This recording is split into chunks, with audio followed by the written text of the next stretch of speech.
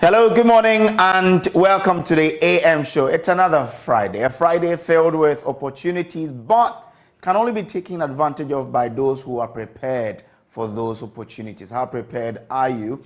Now, as you step out of your day, or as you step out of your house to make way for what the day brings to you, you have to have a positive mindset for the day. Now, as I always say, a man is who he thinks he is, and therefore you should always see yourself as a winner in all your endeavors. It's a terrific Friday.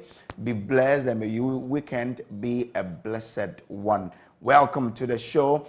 My name is Samuel Kojo Braze. I'll be doing this with Bernice Abubedu Lanza.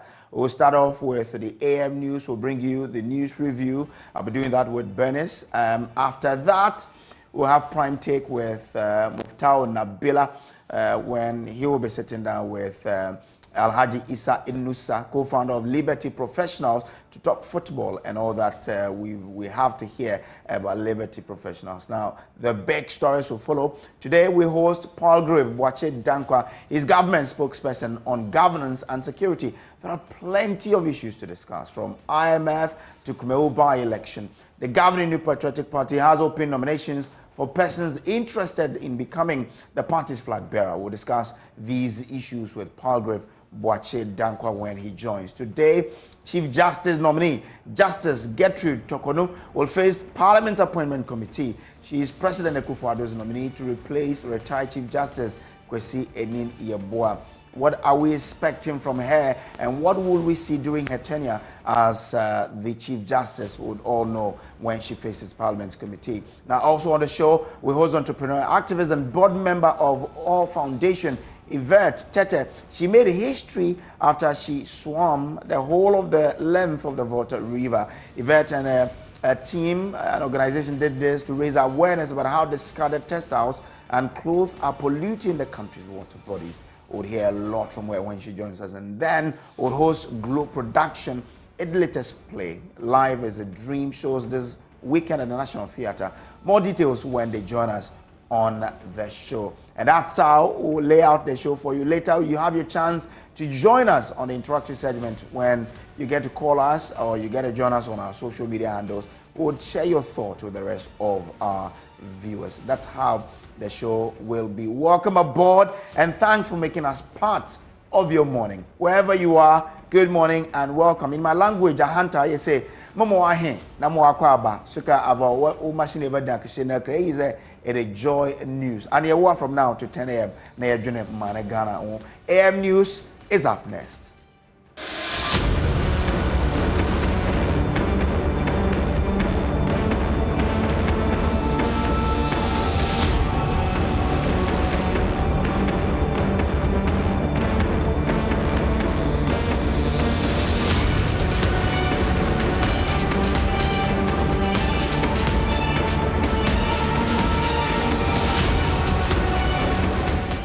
Good morning and welcome to the AM News on the AM Show on Joy News Channel. Now, President Akufo-Addo is defending the role China played in Ghana securing the IMF deal amidst reports the global power may have the reason for the delay in assessing the $3 billion support program.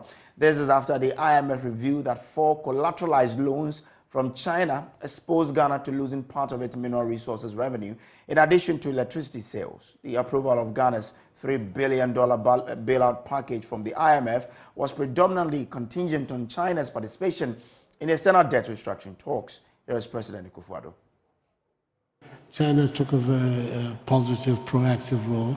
They co-chaired the official creditor committee. It was the final hurdle that we had to overcome before being able to go to the fund. It was when the creditor committee met, I believe they co-chaired it with Paris, and I believe they met on the 11th of May, and China was extremely positive about giving the green light for the fund to look at the Ghanaian situation positively. Though I don't have any hesitations, any criticisms about the Chinese involvement in the Chinese involvement in the Ghanaian economy. By and large, has been very, very helpful. I know that there are it's a matter of controversy in the West, the world, China.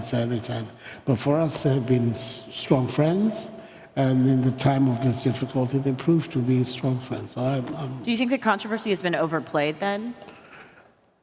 We were talking about competition amongst big powers for influence and for the controversy will be generated out of that fact alone. The competition is bound to stimulate a lot of controversy. So there it is. I don't think it's of particular value to go. It's a fact that we have to deal with. Well, we deal with it on the principle that our economy, our politics, our country has historically been one that has been outward looking, that has insisted on as much as possible friendship with all those who want to be friendly with Ghana. There's certain principles that have been important to us. But beyond that, we have attempted to be friendly with all countries. China has been a strong and good friend of Ghana. Now, Member of Parliament for Jirapa, Cleto Seydou Dapila, is asking supporters of the National Democratic Congress, the NDC, to see the election of John Dramani Mahama in the 2024 general elections as their main target. He says the governing New Patriotic Party may have performed abysmally in the governance of the country, but that does not mean an automatic victory for the NDC. He's been speaking in an exclusive interview with Rafiq Salam. Incumbent Member of Parliament for Jiroba, Cleto Seydou Dapila, right from the start, was the front runner in the recently held National Democratic Congress NDC Jiroba parliamentary primary, and he did not disappoint the election researchers. He romped into a landslide victory, polling 957 votes against Bryce Alier and Jennifer Tengnaba Namfuri. They both had a combined votes of 221. I can testify, and the people can testify, that I've been working so well with them. I'm a politician that is so open to them. They know I always want to solve their problems. I'm a problem solver, and that is what the people admire about me. So I wasn't surprised about the results. I expected to even hit 1,000 mark. That was my focus. But there were some mishaps that happened close to the elections, and my contenders made the votes that they made. But I'm so happy about the results, and I thank the delegates for the confidence that they repose in me, and I will not disappoint them. The parliamentary primaries are over now, and he's back to work again and bent on improving the well-being of his constituents. Well, I'm looking at education, I'm looking at health, I'm looking at support for students, agriculture, how to lobby for us to have decent road network. Those are the areas that I'm looking at. And then water and sanitation. I'm going to focus on support for students, education. I'm going to look at support for agriculture. The farming season is at hand. So I'm looking at how to secure farm inputs, fertilizer and stuff to support some of the farmers so that they can improve their yield. Turning to the 2024 general election, Cleto Seydou Dapila noted that the NDC has a better chance of being returned to power. He however urged supporters of the NDC not to rest on their oars, thinking that they will get power on a silver platter because of the mismanagement of the country's economy by the MPP. First and foremost, we need to fight these people on a united front. We have to be united. Primaries are over, presidential, parliamentary primaries are all over. There is no need to be fighting President Mahama. President Mahama just wants to be president. The other positions are all for us.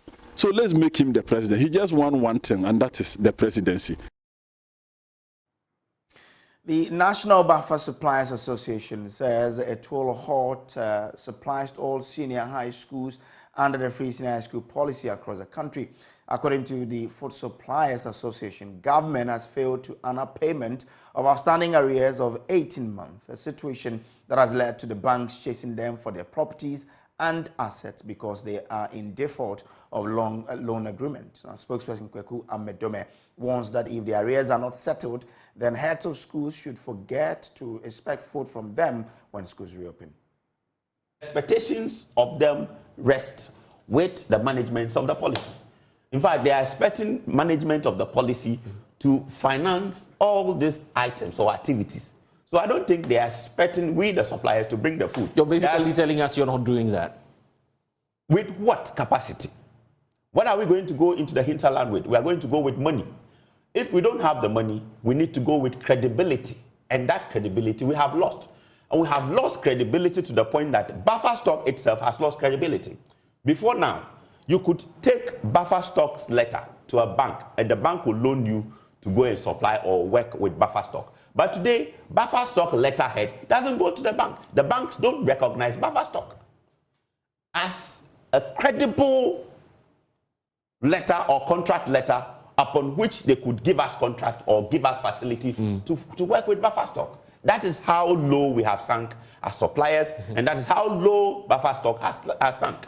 You want school children to go hungry in schools because buffer stock is not treating you well? We haven't said that. We have helped the school children because our kids are also in school. Indeed, I have 2 kids. They are all benefiting from. They'll go hungry. Of course, they will go hungry, but compare what we, the suppliers, are going through, the sustenance of the business. If you don't have money to go back into the market to bring the stuff, and you don't have the credibility to go and take it on credit, is it our fault that the children are not getting it? CEO of the National Food Buffer Stock Company, Hanan Abdul Wahab, has assured the debt will be settled soon. On the 4th of this month, the Honorable Minister for Education actually wrote to Ministry of Finance for the release of an outstanding claim of 275 million and 31,542 Ghana cedis, 70 pesos, for the payment of 2022 arrears, validated, what they have validated so far. This is less than a month. On the 4th of this month was when the minister, after this press briefing, I will give you the opportunity to have a glance of this document so that you can also make a follow-up to the Ministry of Education and Ministry of Finance, whether this letter was actually written and sent to them for the release of funds. So it cannot be the case that monies have been released for them and we have not paid them. And 3 badges that they are saying cannot accumulate to, we have never had 3 badges accumulate to 275 million. In any case, the total amount of money so far that we owe suppliers for 2022 is 200,395,718 Ghana cedis, 24 pesos. So what it means is that if the 275 million Ghana cedis is clear today, we are in a good position to clear all their money and still have a balance of 75 million Ghana cedis. So it is not true that we have received funds from the ministry.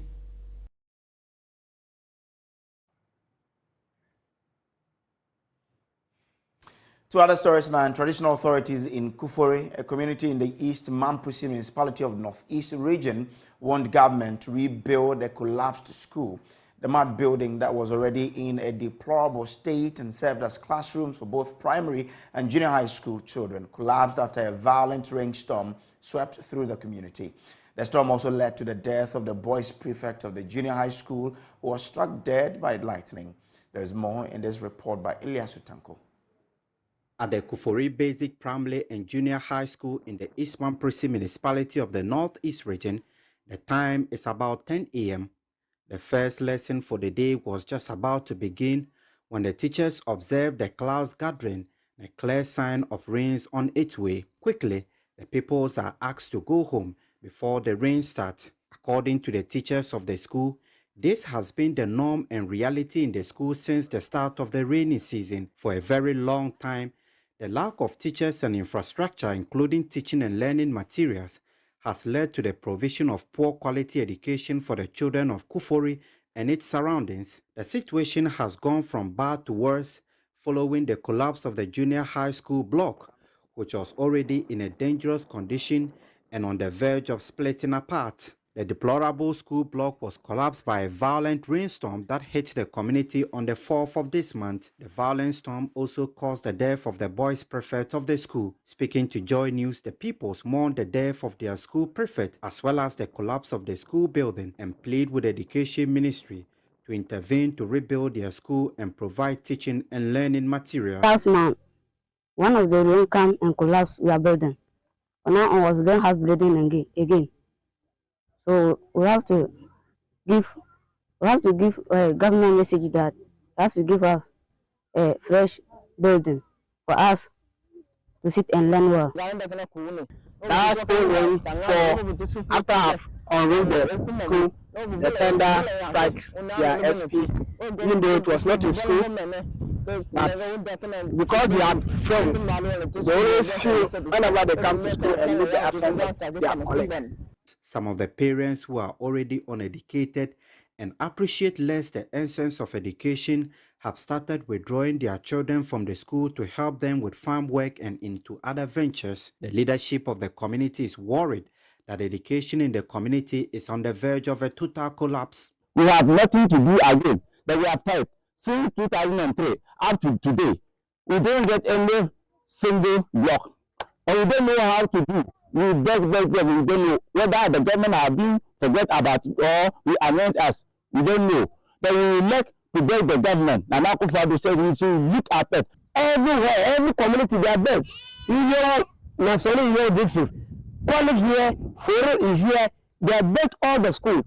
Why are we the foreign people? Why? What are we done to them, to the Gambara people? That I mean, if someone is this level, we don't know what we have done to them. They just cut us off. Elias Sotanko, reporting from Kufori in the Eastman municipality for Joy News. Solon Education and 2 basic schools at Adansia Sokwa in the Ashanti region have received water and sanitation hygiene facilities to improve hygiene among peoples. This is part of commitment to curtail child labor in cocoa growing communities. Anita Sewa Adjoga has more in this report. Siayokwa and Angona DA Primary and JHS are among public basic schools without a sanitation facility. Students are compelled to leave school to attend nature's call at their homes.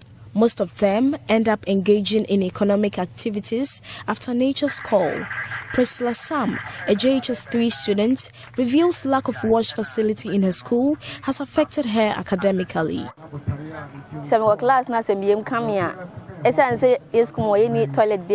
Because we do not have any toilet facility, I always go home to use our toilet. Sometimes I do not return to school. The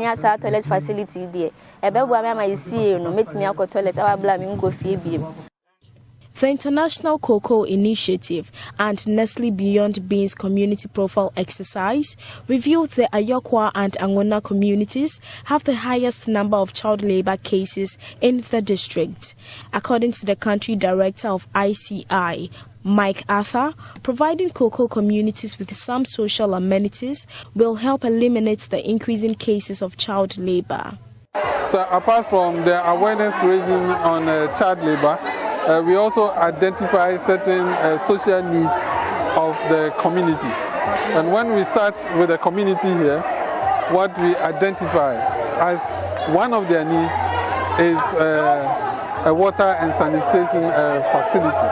Because we have certain companies that are supporting us in the work that we do.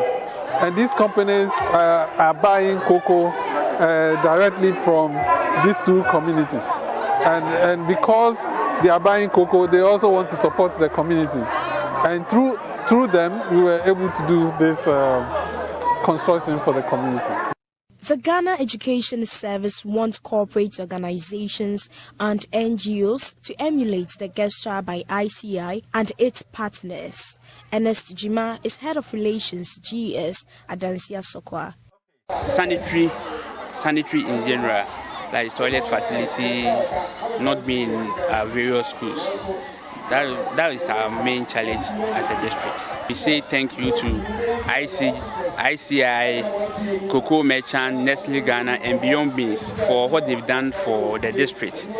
Headmaster of the Ayokwa DA Primary and JHS lauded Nestle Beyond Beans, Cocoa Merchant, and the International Cocoa Initiative for the intervention. Osman Kwesi Mensah noted the facility will curtail absenteeism. Sa facility we dey be boy pa if you say emre bi otwa mu na enkora no o kira de kra omusre kwan se omu kofie. This facility is really going to help our students at school. Esa amade kire ni adisua ne nkoso ye. Enti se oma edi we ya bre no de be ma enkora na tumi aka school. Anita Sewa Ajuga reporting. Now, the Baskin LM families have provided 2 mechanized boreholes for the Fodome, Hello, Jadome, and Fodome Chogbaja communities in the Hohoe municipality of the Volta region. The initiative is targeted at ending the age-old phenomenon of relying on streams and other water bodies for survival. There's more in the following report. The Baskin LM families are envisioned to better the lives of the underprivileged in sub-Saharan Africa. Through the instrumentality of a US-based Ghanaian philanthropist, Kingsley Moti, the Baskin LM families kick-started their philanthropic mission by constructing 2 mechanized boreholes for the Fodome Helu Jadume and Fodome Togbaja communities in the Hohoe municipality of the Volta region. This was aimed at enhancing the supply of potable water to the traditional area, which suffered from the age-old water crisis. Oman Kradogan of Fodome traditional area, Togbe Gbaonugbe II, thanked the families for their kind gesture. The chiefs and queen mothers, elders, and the entire citizenry of the Fodome traditional area are therefore very grateful for the benevolence of Honorable Kingsley Moti in providing this essential component of our livelihood for us. We understand this is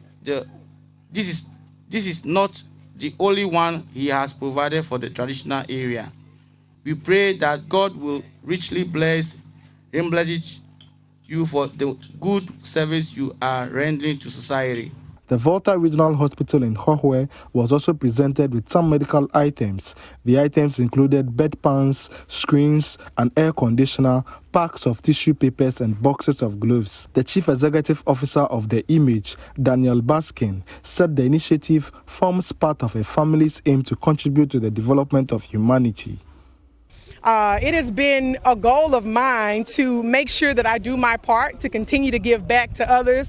God has blessed me tremendously, and so I think it's our duty to be a blessing to others. And so we were connected with the Water for All project, where we were able to construct the 2 water wells, and then we were able to donate to this amazing facility today, and then several schools that we visited 2 today. We'll visit a couple next week. So I'm just excited to be here. This is my first time in Ghana, first time in Africa, and so I hope to continue to come back to the continent, continue to sow and give, and see what else God has in store for each and every one of us. And so that's my mission, that's my passion and my goal, to make sure that we are loving, looking, and living like Christ.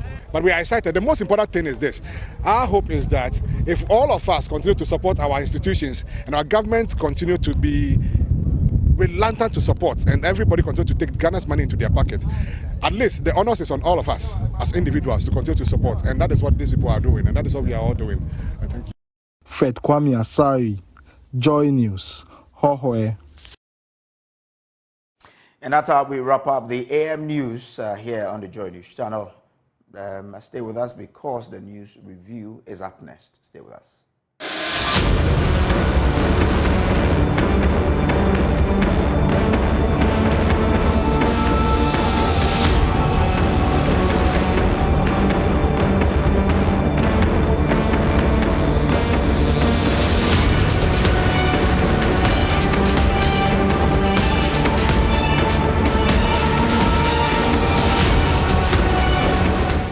Welcome back to the show. If you just joined us, grateful that you've made us part of your morning. This is the AM show on the Joy News channel. Wherever you're from or wherever you're watching us from, grateful for getting here with us. Today, guess what? On the news review, I've been joined by my brother. You know, I'm from the South, but when Joy News brought me here, they didn't just leave me hanging. They brought a brother from another part of the country, the North. So, you know, me from the South, my brother from the North, and we're all Samuel. And it's just an exciting relationship we do share amongst ourselves. Now, Samuel Imbura is my man. Charlie, what's up? Cool, bro. So in your language, how do you say Akwaba? Oh, yeah. All right, so we say Zare in the Gruni language. Zare? Zare. Zare. Welcome. Oh, okay. Yeah, exactly. Oh, so Imbura, Zare. Zare. Zare. Zare. Then you also say what? Naba. Naba. Yeah, exactly. Oh, Zare. Naba. Zare. Zare. Yeah, okay. Yeah. All right. Okay. Well, so if you are from what language? Hunter language. I speak Gruni. So this is Gruni. Yeah, that's Gruni. Amiedi is Akwabala. Oh, okay. It's still Akwaba. And you respond? Yeah, Media. Like yeah, Media means yeah, my own. I see. So you can say yeah, manumai. Yeah, that's it. Anyway, so I have the ABC News. You do have? I have the Daily Guide and the Daily Statesman. Okay. But let's start with what has been the outstanding story for you within the week. Of course, I think the issue that has to do with the food supplies, you know, some of the national food suppliers raising alarm that if government does not pay their outstanding arrears, they claim it's 18 months, but what I'm told is that it's about 18 badges. They pay in badges. The reason is a story for the week for me. It had to do with the fact that you know, schools will be resuming soon, next month. So what it means is that if these arrears are not cleared, then we are likely to see shortage of food or even possible postponements of schools because of the outstanding arrears. So I only hope that, the monies will be released. Yesterday we spoke with the buffer stock, and then what we're told was that some money is about 275 million cities will be released, and I hope that, the finance ministry works on it, and then they to be disbursed, if not all, at least it can give some assurances to them. And also the school feeding caterers. Yesterday you heard Madam Juliana Kujo. Some of them are suffering because their monies have not been paid. Some of them are sick. They don't have the money to even buy medicine. And you know it's mostly pre-financed. You pre-finance it and the government will later reimburse you and all that. And that's to me the touching story for the week. Yesterday when I was speaking to her, I felt her pain. Yeah. You know, you could feel her pain from her voice. She was not well, and the fact that she's not well and the monies too are stuck with government, you could just feel that, things are just not right. So I hope that government can find a way to deal with this, because one thing is, once you don't take care of them well, you're not helping them to grow their businesses, because, well, they may be caterers for now, but they could take advantage of that and to even expand to be cooking for other companies. Yeah. So if you don't help them to grow, then you are also not helping them to create more jobs, you know. So I'm much particular about the situation, because if you go to the deprived regions, if you go to deprived communities, you weep. Yeah. Kojo, you may sit in Accra here and think that, oh, it's not anything, we can delay them. You are comfortable in your office in Accra here.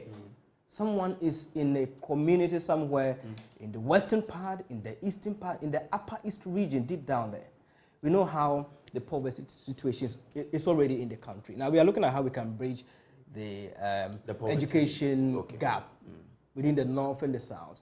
You go there, and then this is actually a motivation for some children to go to school. Yeah. How much is it? 150 pesos or so, and no, it's not even up to. It's not even up to 90 pesos. They wanted to increase it. Yeah. So it's not even enough. They are just trying to help, or the caterers are coming in with their own monies to pre-finance, and government will reimburse them. So imagine the caterers in a community somewhere in the north are unable to cook. The children may not go to school. And definitely have a toll on the education sector. Story, he he spoke about the impact of school feeding program. Yeah. Now because the children are not getting the food, parents are even withdrawing them from the school because they don't have it. They don't have the means to get to school. And that they are venturing into other things. So if it continues, it means that the purpose for the program will be defeated, you know. So it's important that government will find a way to ensure that all of these challenges that, you know, confront the school feeding program have been dealt with. If not, we would have a problem, like you're saying, there are places that without the school feeding program, children cannot go to school because they are not assured of meals. And some of them go to school because they know that when they go, they will get something to eat. So if that incentive is not coming, then it means that you are preventing them from getting that motivated to go to school. So the earlier government, you know, wait into this and find means of settling the suppliers and also the caterers, would have a huge issue on our hands. I don't want to have, see a situation when kids who should be in school are not going to school because of, Brace, let me just share this. Let me just share this document. It's a research by the University of Ghana. And then the abstract of it, I'm just reading excerpts. It's from data 2014. And then they said the process of the study was to examine how the Ghana school feeding program has impacted on the enrollment, attendance, and retention of children in school, beneficiary basic schools they actually use the South municipality. And these are situations South is Greater Accra. Greater Accra. Yeah. Yes. So the target population for the study was the target population for the study was the 68 participating schools in South municipality of the Greater Accra region and other stakeholders of the program. The public relations officer of the Ghana School Feeding Program, district desk officer, spoke about the school implementation committee. They also included all these people and they wanted to know the impact of this particular school feeding. And then what they noticed or what they revealed was that the research was able to reveal some successes and failures of the Ghana School Feeding Program. Prominent among the successes are the moderate increase in enrollment, attendance and retention, an increase in involvement in learning and cognitive ability of students and employment creation. This is what the research is saying. This is coming from 2014 from the University of Ghana. So if the schools stop cooking, meaning retention is going to be a challenge. Oh, exactly, yeah. Parents will definitely draw their children from the schools. Now, the other one has to do with the cognitive aspect of the children. There's no lack of concentration because you can't learn on an empty stomach. Look, you go to some communities. Jojo has been instrumental in exposing some of these rots in our schools. And you see the children sprawling on the floor. The classroom is already in a sorry state. So if the classroom is already in a sorry state, the environment is not conducive enough to learn, and you are learning on an empty stomach, imagine the impact. And the Ghana school feeding is somehow in tatters. And it worries me a lot. It worries me a lot. And I think that it's an issue that we shouldn't play with. If we really want to move forward as a country, our education should not be in this sorry state. I think that make it a priority. Government should have dedicated sources of funding for some of these projects. School feeding and free SHS. For free SHS, we know that it's coming from the annual budget funding amount. So as for that, we know. But when it comes to school feeding, where are we drawing the revenues from to pay them? We should have that settled so that it's not like because we struggle to make the money, we are not getting it. So we owe these caterers and these suppliers, and then they will just get up and say, if you don't pay us, we're not supplying. That hurts the program. So I hope that government will find exactly. I think in the past there were other interventions from especially the USAID. I remember when I was in basic school, we used to have what we call the attendance. You come in, that was for the female. The target was to increase female enrollment. Oh, you were doing that? Yeah, so when they come to school, they mark the register. Oh, that's for marking the register? No, this is a special register for the female. Okay. So that women or the mothers in the rural areas would encourage their children or their female children to attend school. Okay. So when you come, they will mark. At the end of the term, they will give them oil, they will give them rice, and it was actually a motivation, and it was something that was consistent, but now they have stopped. And when they did that, I mean, research is there to show, it actually increased enrollment, it also brought about retention, and then the cognitive aspect was I mean, getting better. I think the problem with some of those projects is that when it comes to implementation, when you know, somebody will say, okay, what's your evidence? But you see, when we are implementing such projects and we see that, oh, there's money, so we don't tend to implement it to the letter, and we tend to pass some ways with some of the monies, then the agency that gave you the money will probably not have the desired results and pull out. But you said it led to the increment in enrollment, which meant that it achieved its purpose. So why did so imagine we're able to continue to sustain this. So it's a broader discussion about how we support or fund social interventions. Maybe that's a sort of discussion we should have in this country. How do we fund social interventions such that would ensure that we derive the benefit and they are lasting? So the funding doesn't go and then we tend to have all of these challenges. Anyway, we also have a Kumawu by-election this week on Tuesday. Yeah, it was on Tuesday. You know, we're monitoring from election headquarters. At least our guys in Kumasi were able to do a fantastic job. And I'm only impressed by the fact that there were not serious casualties or there were no serious incidents, just like in the Ayawaso West Wagon by-election, the famous Etiwa, and then all those things. And I think on a general score, in terms of security-wise, it was well coordinated. I saw Dr. Dan Parry and his team, good morning to him. They did a fantastic job with the coordination on the grounds. Look, they actually drew security men not only from Ashanti region, they took people as far as the Bono region, they brought them from Brekum. You know, they have a special force. They have actually trained in managing crowd, and all these forces came into force, and then they were able to at least avert possible casualties. And I think the political leaders and their candidates also did a decorous campaigning. A reason we did not get some of these incidents. I know Kumasi, I've lived in Kumasi. I know how the people of Kumasi are. They are hospitable. The chiefs also came in, spoke to them, and I think at the end, cool heads prevailed, and then we had that result. And I think this is one of the elections that I can say, by-election that I can say, it was somewhat peaceful. But the outcome was obvious that the NPP candidate was going to win. If you look at the political history of Kumawu, it's quite clear that the NPP candidate, I mean, my thinking was maybe the independent candidate could have done a magic, but at the end, what we saw, I wouldn't say that the knapsack sprayers that they gave to the farmers there influenced the voting pattern. I know. I saw videos. Videos of knapsack sprayers being shared to the farmers.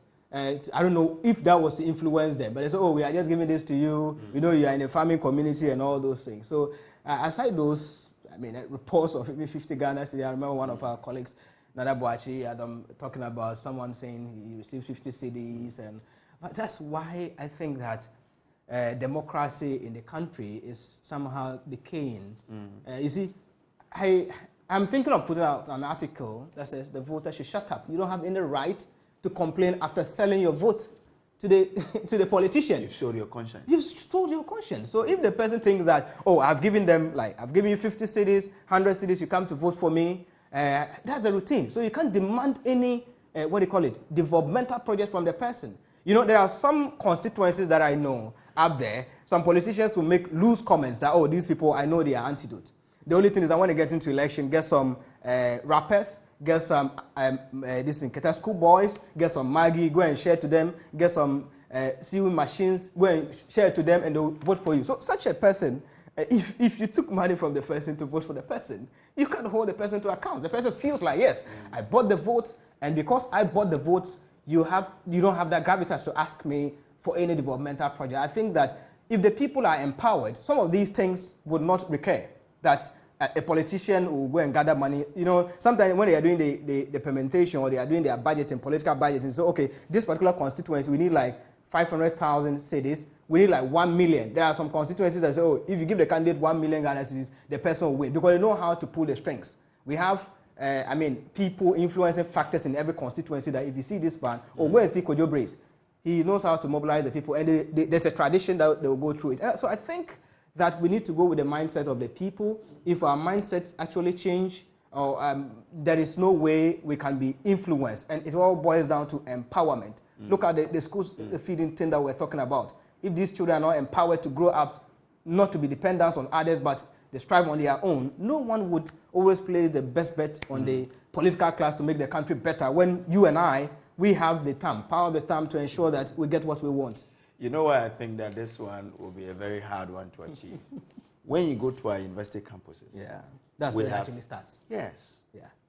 Those you expect to even vote on issues, those you expect to do better thinking into who they think could better represent them, rather sell their votes. Exactly. That's when I was on campus, I was bemused about how, you know, we do this, and it's an open. And that's where the future leadership starts. Exactly. Yeah. So you see, even those of us in the universities are selling our vote. How much more our mothers who struggle to even, provide 3 square meals for their children?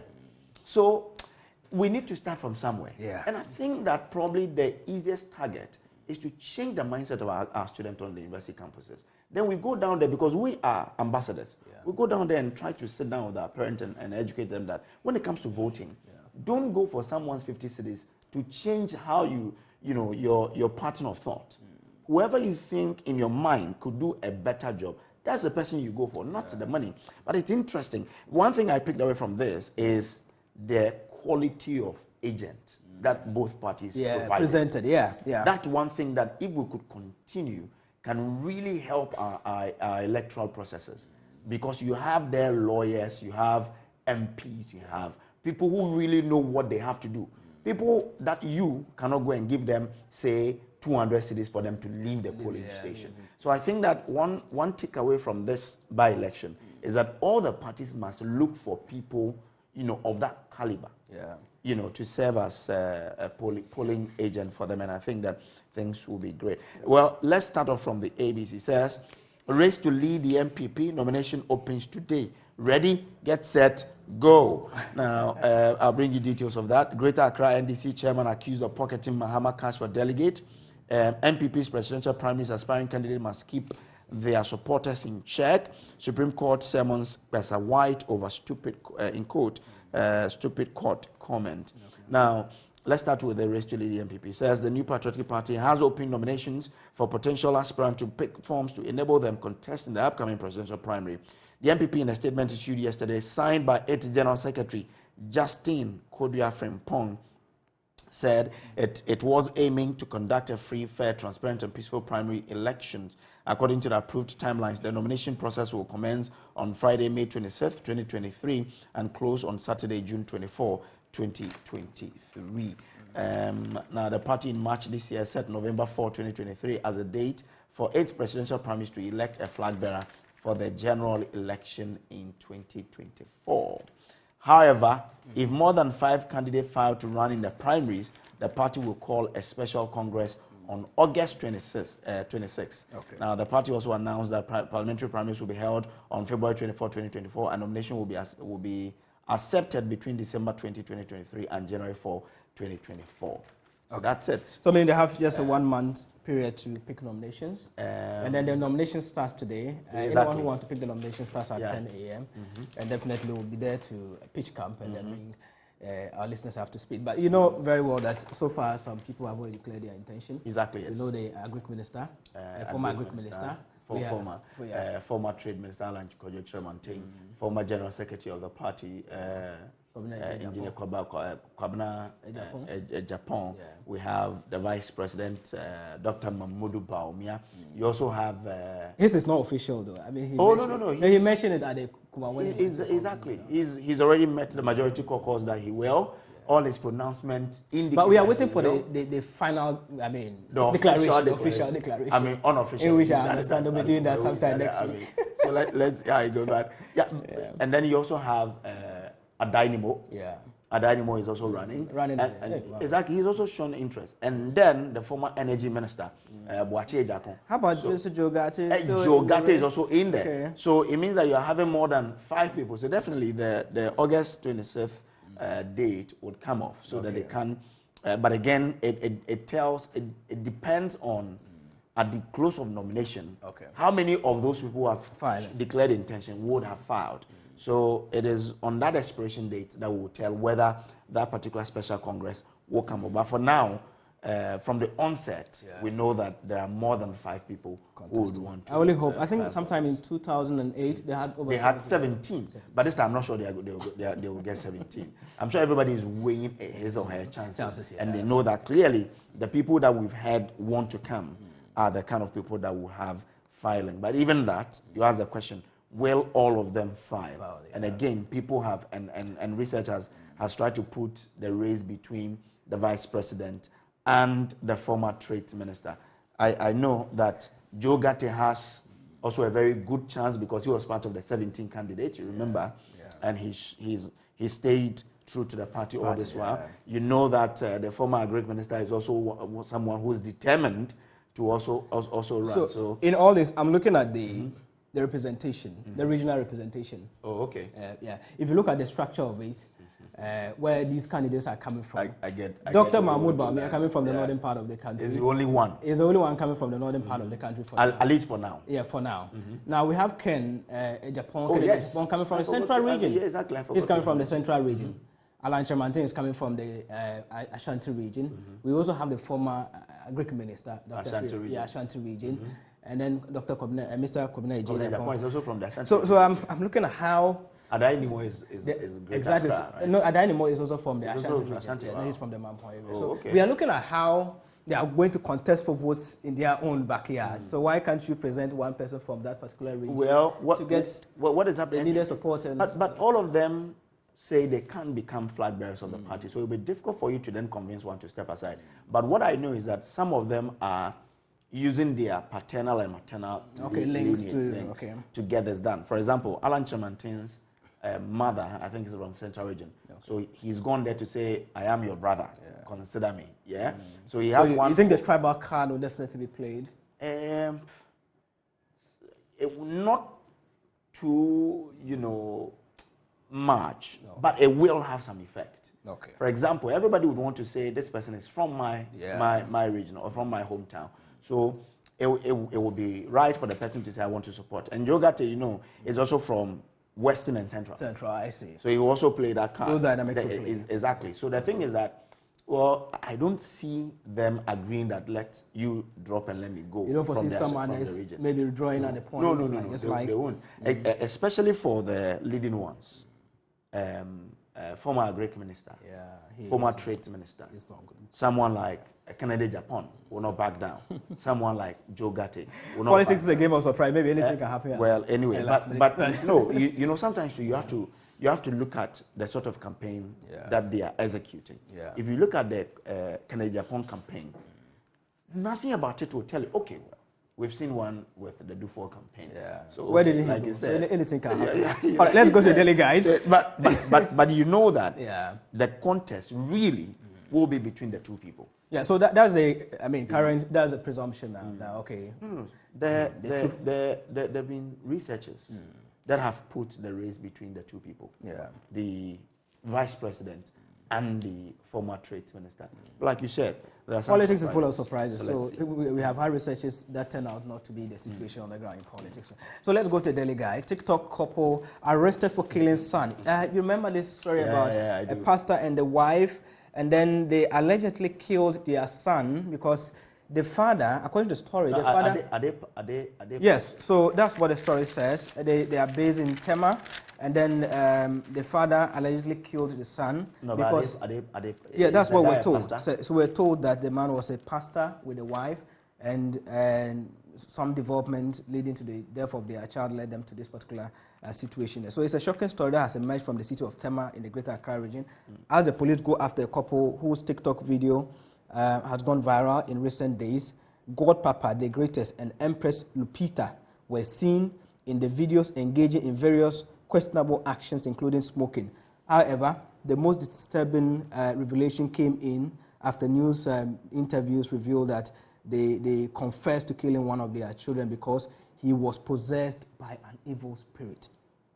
According to Empress Lupita, her husband saw the future of their son as a demon who could potentially destroy Ghana. So they believed it was necessary to sacrifice him to save the nation. So this is actually what landed them to the police cells. So investigations are still ongoing, and then we'll see what happens. I think the mother of the pastor, alleged reported pastor, has come to speak on the issue.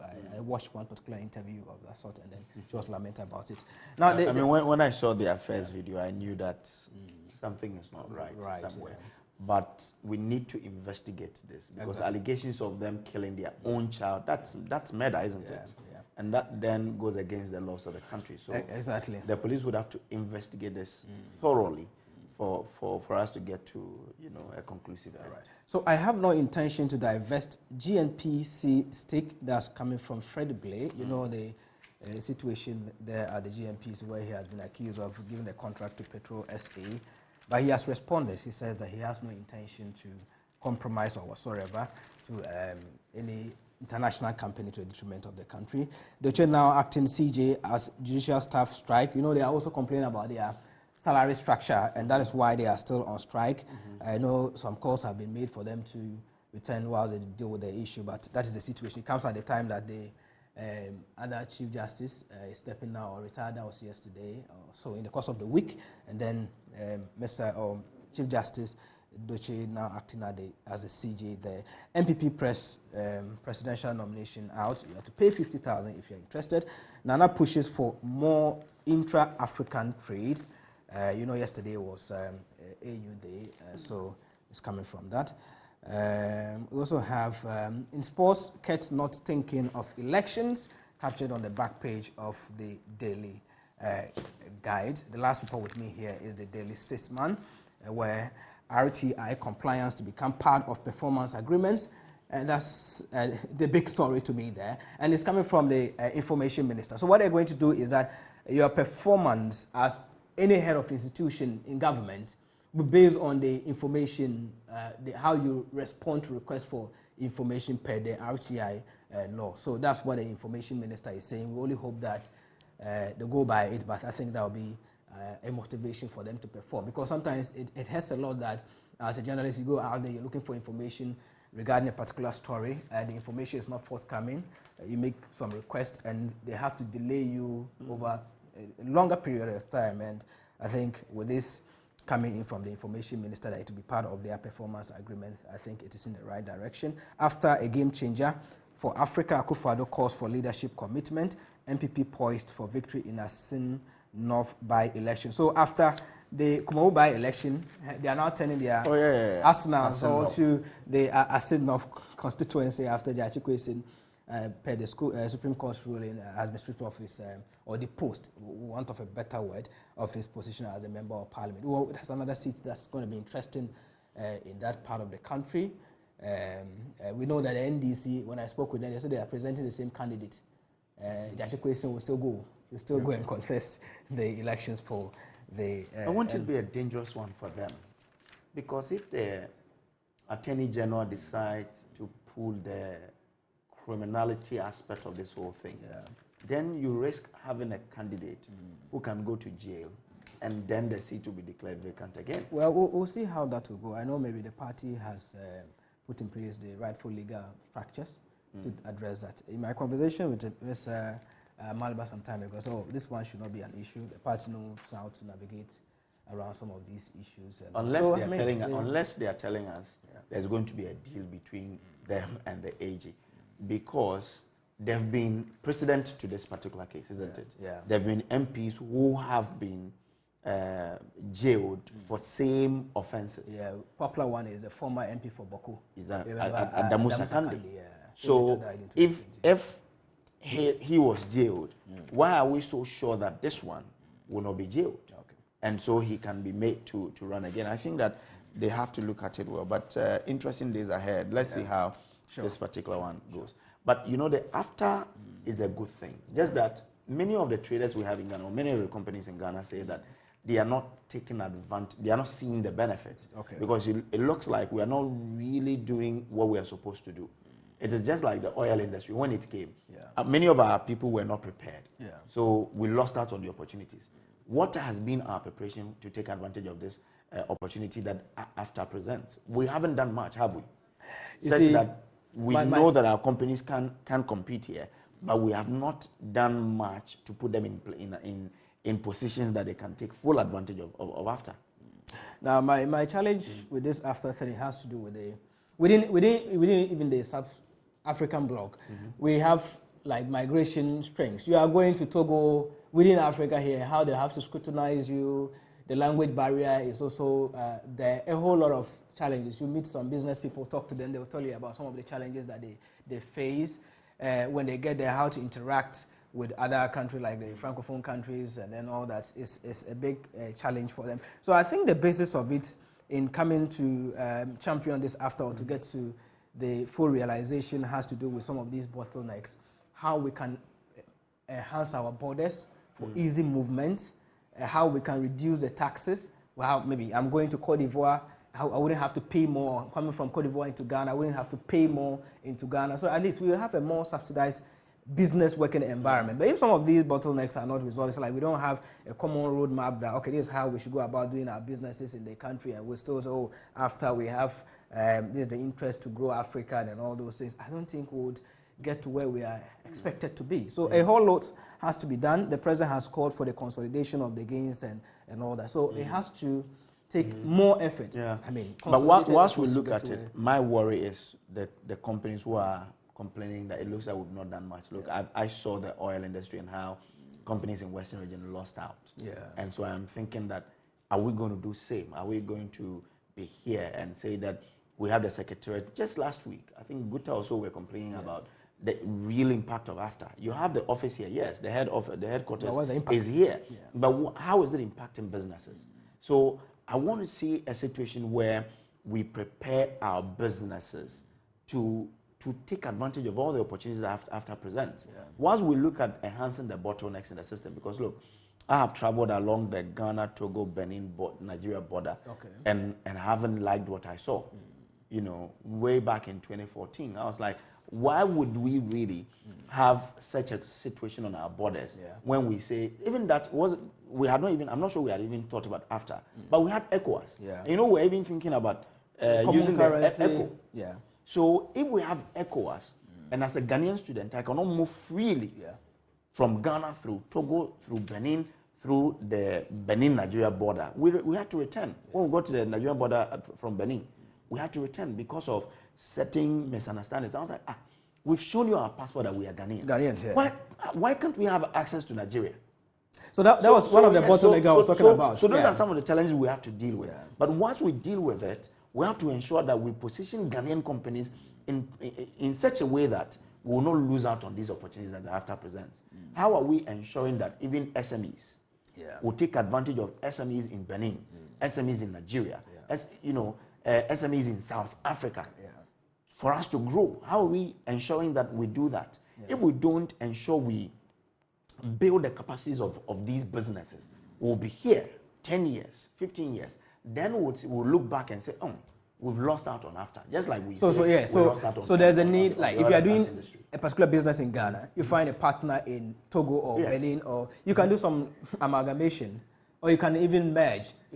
So that you have branches in all, so that you'll be able to impact meaningfully in both countries. So it isn't the case that if you are into a particular goods supply in Ghana, you get to Cote d'Ivoire, you are now struggling to get partners. And I think if we open up, businesses come together to merge. We have branches in each part of Africa. It makes businesses partnership is stronger. Again, our business should also go to AfCFTA and ask. We need to seek, right? We need to seek for all of these opportunities. Go to AfCFTA and ask them what sort of opportunities are there, and so we can see how you can take advantage. But let's go to myjoyonline.com. There's one sad story there that I've been yearning to read again. Now, okay, so we have textbook content on disadvantages of Christianity obnoxious. Deputy Education Minister. Judicial Service appeals to JUSAC to call off strike amid talks with government. Professor White apologizes for insulting Supreme Court. Motor rider dies after crashing pregnant woman to death in Damongo.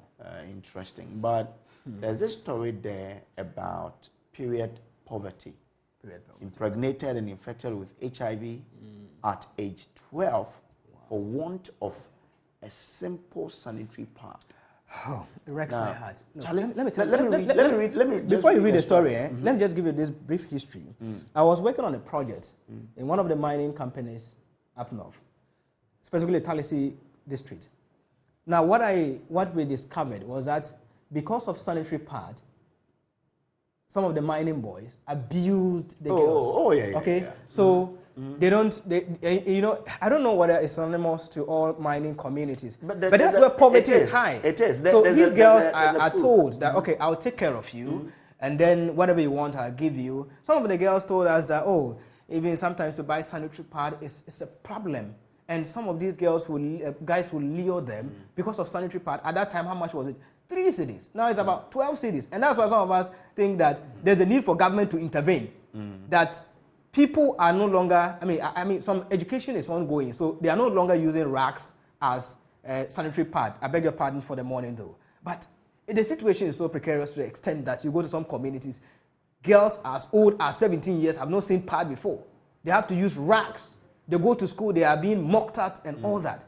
And I think this is an initiative that governments must intervene, must make sure that, not because of these petty things that are essential, these are critical needs for the growth of the girl child, so that at least some of these things will not be witnessed. It cuts across. If you conduct the research, it will tell you more about what I'm talking about. When there was this issue about Amansie South, and then they leading with teenage pregnancies, girls between 10 and 14, more of them getting pregnant. One of the issues was the, Galamsey community, the mining communities, and how the guys there take advantage of these young girls. But this particular story says, these are not tales. These are real stories of girls and women exposed to sexual abuse and exploitation due to what has become known as period poverty.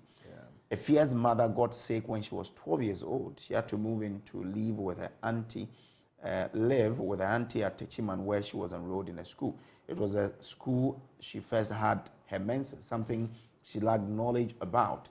She soiled her uniform and boys in her class made fun of her. Wow. Like you said. Sure. When Afia got home and informed her auntie about her experience, she was emotionally abused and received no support. Neither education on a menstrual cycle nor access to sanitary pad. She resorted to using toilet roll and went back to school after 2 weeks.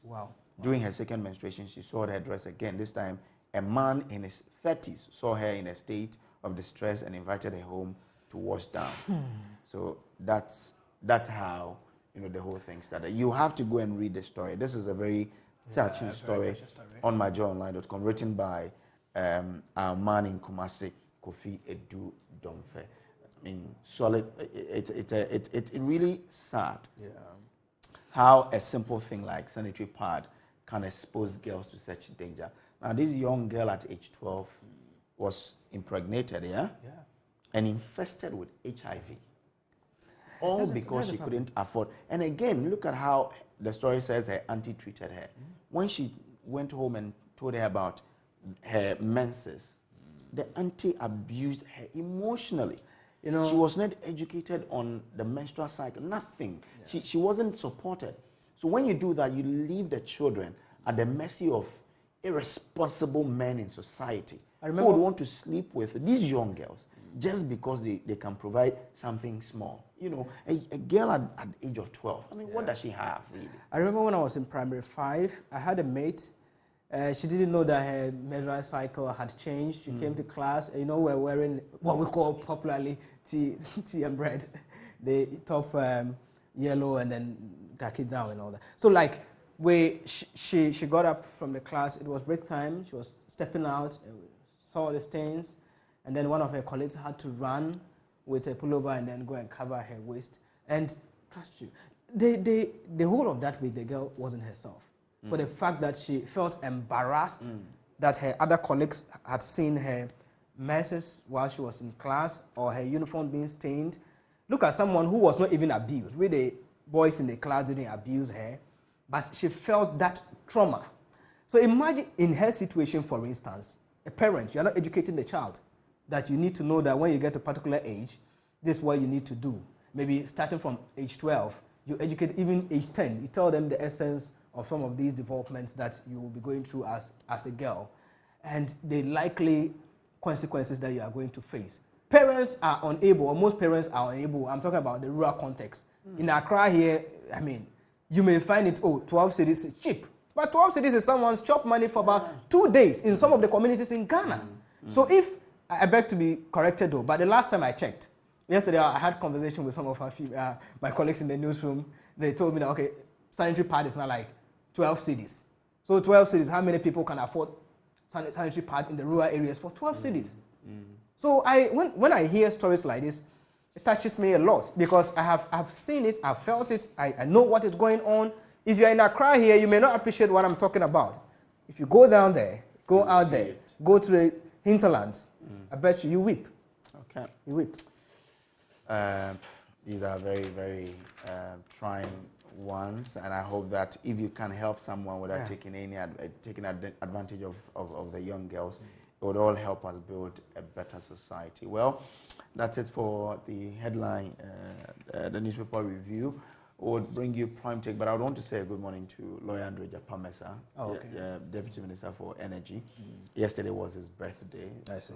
So Lawyer Mesa, good morning to you. Me just the only year second day for you now, so chair on the page, and if more day in them when you weekend is so be show downtown here home here. But so that's it. Muftaw Nabila is up next with prime take. How you doing? I'm doing great. How about you guys? I'm also doing good. Okay. Tell me something brief about yourself.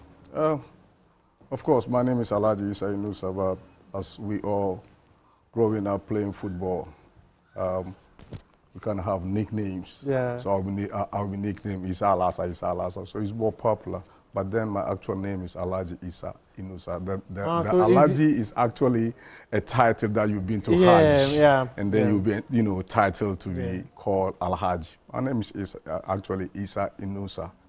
So I was actually, people didn't even know, I was actually born and raised right here at Sabunzongo.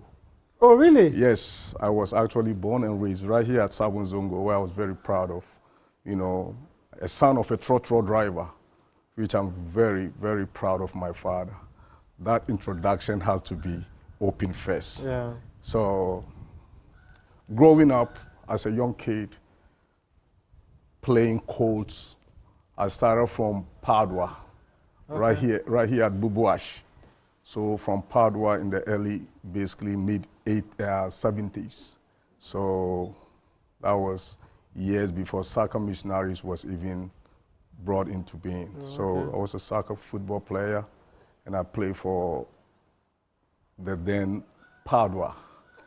And then I made my way to Kinarisin, then to Assad Babies, and then finally back to Great Corinthians, which were actually right around here, Salvation area. So basically that's how my football career started, as a coach player. Okay. And you didn't get the opportunity to play professional football? Yes, sir. From there on, as all of us growing up together with, young players like, the names of Maestro Abedi Ayew Pele. We all had the opportunity to go to Achimota Green Hill, actually. Oh, okay. So I stayed there briefly for about 6 months. When we were all sent there, through a scholarship with, I think it was Abedi Pele. I have an older brother who was a goalkeeper, and then Abu Moru, late Abu Moru, who has passed me. His soul rest in peace. And then we have Sarkodie, who has also played for Accra Great Olympics. And then one defender, very, very humble defender, I call him Popodi, which we all call him Popodi. Now I think he resides around Dakuma area. So we see each other once in a while. And then, now we all friends that I call him Buddy. Yeah. That's so, that's how we all grew up from coast and then playing through. And then I was in school one day when we had to play, I think, one of the teams. I was around Carnegie playing, Datus Commercial. That's where I went to school, even though I've gone through school here, Ebenezer, and then while I was at Carnegie, I had the call with the vehicle that, Nana, I have gone through my third division those time. Oh, okay. Before late Nana Yanzu Aka Blemeza called on me. I was in school, in my school uniform, when actually they pulled me to secondary, where I joined the secondary 11 Wise. Oh, okay. So I played Akarakachi those time, and then briefly, there come a time when after a year or so, year and a half, and Blemeza decided he wants to quit and get out of the system from secondary 11. So those players that he came with decided, you know what, I brought you guys, you got to go back to Accra with me alongside. He was very close to me at the time. Oh, okay. I'm very, very, very, very close to late Blemeza, okay. Who within that period of time has taught me a lot, including business. So I was very close to him, you know, so his soul rest in peace.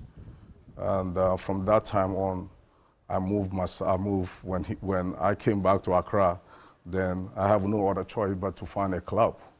So, you know, we have friends because we all mingle. It was one day I was walking was jogging actually from Kaneshi, and former Accra House of Folk player, Jonathan Kwadade, spotted me and said, hey, Issa, I heard your stories from secondary. Blemeza has resigned from secondary 11Y, so you have to find a club. I said, yeah, so I'm here. So he just said, look, man, all of us from Accra House of Folk are now moving to other clubs. So would you please join us to play for Accra Stamford? I said, oh, look, man, I have no issues. I just want to play football. Yeah, so I joined them. I came to Accra Stamford, and, you know, from that time on, while I was at the stadium, there come Standard Chartered Bank with their vehicle waiting for me while I finished registering for Accra Stamford. Don't forget those times, it was all banks. Yeah. So I have to play also in the All Banks League. So that's when I came in to play in the All Banks League. And I have my coach at the time was Abeka Ankra, who we all call White Warrior, former Accra House of Folk also, and a national team player. You know, so that's how everything started. So I played for Accra Stamford, you know, then I stayed with the banks and played in the All Banks League for pretty much about 5-6 years before finding my other excitement place in the States. When I called for a leave, I was granted leave for 3 months. I made my way to the United States, and that's how everything just went on. People didn't realize that the person that they see today is actually so humble, because I was actually once on the streets of New York, living off garbage containers. I eat from garbage containers that we all see. We put bola in the, you know, you pick up food, people left over, just drop it in, I pick it up and eat it because I have no other choice, because I was on the streets, you know, and I've been on the street for about 9 days with no food, no nothing, not even a shower. So I have to endure this. So one time I think I was just trying to survive when I saw a club training, you know, so, you know, with a fenced, covered mini stadium, and being a football player, you see something that you You'll love. definitely be interested. You'll be interested. So I went behind the pole and they play the ball, go over the pole. I pick up the ball and just juggle along, you know, with the ball. And then by the time you know it, the coach was watching me, he was paying attention. I guess they kept playing more and more balls behind the pole. And while, you know, I pick up a ball and I started jogging with it. And then, you know, he called me. If we can, he said, hey, where are you from? And I said, I'm from Ghana, actually. So, wow, then quickly said, you know Abedi Pele? I said, oh, wow, great. At what age was this? I mean, I would say pretty much in the early to late 20s. Okay. It was late 20s, basically about 26, 27 years old at the time, when, you know, our career would have still been in the, you know, basically, but unfortunately, I decided to pave my way to the United States. I actually have the opportunity to join the Black Stars at the time when Koblen Yeboah, I remember, you know, after I've joined Kosovo, and I played for Kosovo in the Super League in New York. I played for Kosovo. And then they kept calling me to join the national team. I kept refusing because at the time I wanted to play for United States and play in the World Cup of 1994. So I wanted to play 94 World Cup for United States. And then boom, you know, during one of our games I got injured and, you know, a knee injury, and that really sidelined me for a while, and I couldn't survive. But I always have that passion for football. So, you know, once in a while I get myself involved. And then I think we play also Lions. I remember I played Lions with late Alhaji Ibrahim Sly Tete in New Jersey, even though we know each other from Ghana, but yet we play the Lions together. I play Lions with late Alhaji Ibrahim Sly Tete. May his soul also rest in peace. He's such a great, great human being. Was that how you met him? Oh, no, we actually know each other from Ghana before we went to the States. So when he got to know I was in the country, that was when he pulled me in to come and join his forces in Jersey to play for the Lions. So I played Lions with Sly for a brief. Okay, so but at what point did the decision to set up Liberty Professionals start? Oh, to start out the Liberty Professionals, I think it was myself and late Sly Tete decided to come down to Ghana, and we decided to come to Ghana for a visit, just vacationing. That was around 1990, I believe it was 1992 there. Yes, it was around 1992. So we came down and we overstayed actually about a year and change, a year and a half. And Sly decided he's not going back. I said, Sly, look, we have to go back. You know, it's time to go back. Sly said, no, look, man, I just want to, you know, form a club. So by him saying that, kept trying to convince him. His mom, we're very close with both of our parents. My parents and his parents, because of just the two of us, you know, bring those families together. More of a family, you know. So we did that, and Sly decided, okay, he's staying, you can go, because me and him, we have that kind of close relationship. Actually, we can share to that extreme of underwears.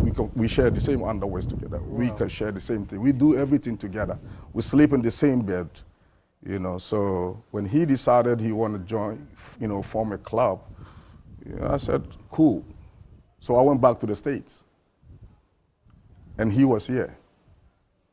People think late Sly Tete got everything on the silver platter. No. Sly and myself, while we were in Ghana, we used to drive our own taxi, and we have, you know, a baseball hat covered our faces, and we working Akratema. We pick up passengers. We did that. Nobody knew that because we didn't have anything.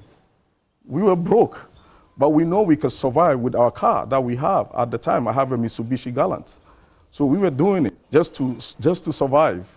And slowly but surely, Sly kept emphasizing that he has to get this team going.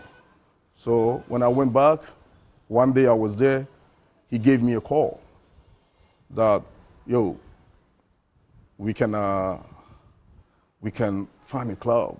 If you have some change that you can send, you know what the situation is here in Ghana. So if you can send some change. I said, Sly, are you sure you can do this? Sly said, look, man, we can do it. So I said, okay, no problem. Well, how much? It was not really a big money, but I could remember it was a couple of $1,000 that he said I should send. He can he can purchase the club. So he did that. I sent him the money. And the next thing, it was the next day or so, 2 days later, he called me to confirm that he has got in the club. And that was at the time, I believe, was Ochimai. It was Ochimai, it was not Liberty. So we wanted to, so when he got the club, he was now doing his own little movement. So every week I have to make sure they survive, making sure that he got money in his pocket. So you were more of the investor of? Well, I can't say that because I didn't sign any contract with late Alhaji Ibrahim Sly Tete. We are not friends. We are like brothers. Brothers, yeah. We are beyond friends, okay? And to this day, I'm very close with his family, Kate also. And I run the whole, his estates, and until I, decided to make sure they have it. They all grown now. When he left me, it was those two, Na and Ni, were at Legon. Okay. So I have to make sure I run back and forth and make sure I take care of those cases and until they get on their feet to be able to get their stuff out. And everything that took place at the court, I was the one that audited the whole thing after his passing. So back to the club. So now I came down to Ghana after he had purchased the Liberty. Not Liberty, it was Ochima. Yeah. It was not Liberty at the time. So I came down and we decided what name we should name the club. And we started debating on, he wanted us to use Saslai, meaning Isa Sly FC. And I said, Sly, no, that don't make no sense. Why do you have to use our names? Because both me and Sly, we are not social media people. We don't really like to. In those days there was no social media. Yeah, the social media you can still, pinch here and there. But both myself and him, we're not people that want to come in front of the cameras and speak and talk to media. Till this day, I don't even communicate. I don't talk to media. It's not for nothing. It's just that kind of shy kind of a person that's growing up. So we decided debating what name we should put for Liberty. And I said, no, you know what, Sly? Remember where you used to work at in New York? He was a travel and tour. It was the name of his office is Liberty Travel and Tour. So I said, let's use Liberty FC. I think it will make a lot of sense. So he said, no. Sly said, no. It should be our name. We should leave a legacy behind. I said, no, Sly, let's use Liberty. Then I said, okay, at the time it was right here, right around this corner, circular area where my mom and dad was living at the time. So I said, let's go inside and see and talk to my mother. So both me and Sly walked to the room and asked my mom, and my mom said, well, all along you've been going to Chief Imam, right? Why don't you go to the old man and ask him what name you should use? So he said, oh my God, my mother again. She said, go to the old man. And who that old man was? The great and humble National Chief Imam of Ghana. So we went to him. And then we came across this, because he has been going back and forth with us. Yeah. So we decided to go and see him and talk to him about the situation.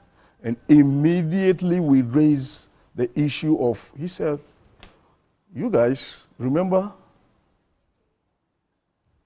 I'll tell you something. And he gave us a brief story of how we should go about everything. So he said, remember, we have to go back to Kofredia. There was one humble man there. He's late today as we speak. May his humble soul rest in peace.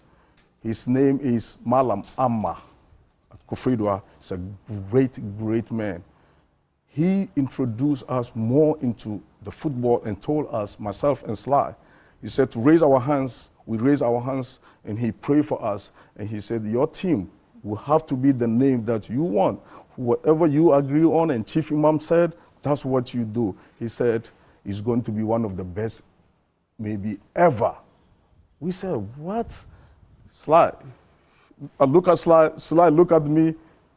We didn't argue. We said, okay. And so the old man at Kofredwa, great Mala Amma, he's deceased. So much respect. He said, go back to Chief Imam. So we came back to Chief Imam on that same day, not any other day, on the same day. So we came back to Chief Imam and the rest is history. And then the Chief Imam said, okay, the name should be Liberty Professionals. and there we came about Liberty Professionals. So Sly took it on. At what point did Felix Anson come into the picture? Because many stories have been told about Felix Anson also being one of the founding fathers of the club. At what point did he come into the picture? Felix Anson, we call him Dada Anson. Yes. Dada Anson came into this picture.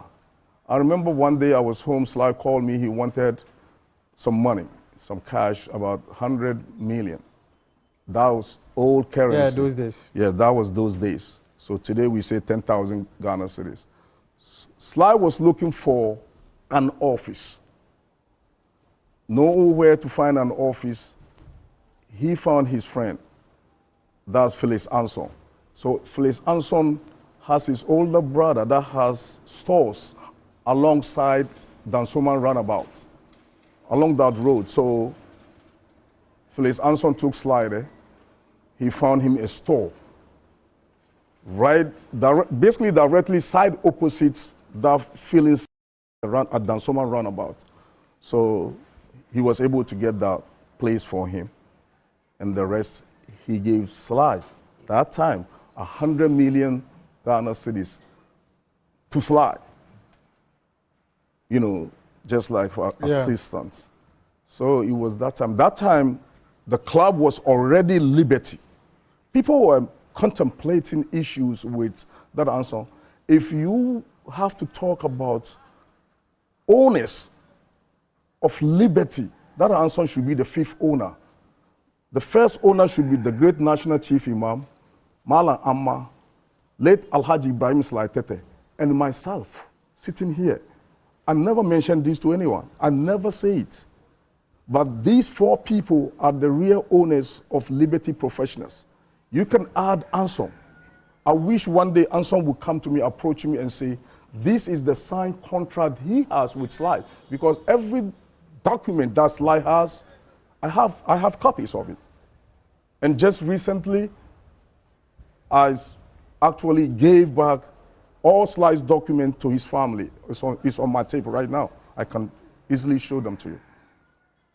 In front of their lawyer. So do you have interest in Liberty Professionals? I really don't have no interest. I really don't have interest. I have no meaning to have interest. My interest in Liberty is to make sure that Dada Anson, we call him Dada Anson, meaning Felix Anson, will have to only do one thing for me. Just do his own due diligence to take care of Sly's family. Don't leave them as if they have nothing in Liberty. And that's where I have issues with Dada Anson. If you can call Dada Anson right now and speak to me and let me ask him questions, or he can ask me questions, I'll be more than glad to give him a listening ear, and vice versa. Have you been following Liberty Professionals? Well, have I been following the club? Well, I've been following the club. I know where the club is right now. No, as to demotion, they're demoted. Okay, so let me put it in context. Right. Whether you've been one person who's been key or been heavily involved in the management of Liberty Professionals. Since you're one of the founding fathers, yes. you know the genesis of this club. Right. You definitely should have an interest in how the club fares, because your brother is no longer alive, right, and his legacy needs to be protected. So as someone whose money brought Liberty to life, you should be interested in what happens to the club. Are you part of the management of Liberty Professionals? And do you have interest in managing Liberty Professionals? Well, thank you for this. And let me just seize this opportunity to also say, I had actually a call from the family's lawyer. So about a week or so ago, I was able to meet the family lawyer and sat with him, and the discussions it will have to be on a different day or time that we will come back again, and then you play the tape and you say, oh wow, I said I have visited the lawyer and they have come out with the same issue that you are just, making mention of. I will be waiting for them to have a signed sealed letter for me, and then I can take matters from there on into my own hands as either that answer should be called the sole owner of the club and not late Alhaji Ibrahim Sly Tete or myself. Have you spoken to Dada Ansang? Well, I've called Dada Ansang to this same place basically a few years ago to tell him, just a few years, just about, maybe I'll say about 7 years ago, to say when Sly was alive, he purchased a property at Dodua, about 250 plots. So his name was also added into that document. So I said, look, I don't have the luxury to go around doing that, so you can come around and take the documents and go take care of this place. So he did that. But guess what Anson did? After giving him those copies of those documents to go, so because it's going to be encroaching, people will encroach the place. So the place was meant for a stadium for Liberty professionals at Dodua. But since I did that, guess what, Anson? Anson never even called me for once.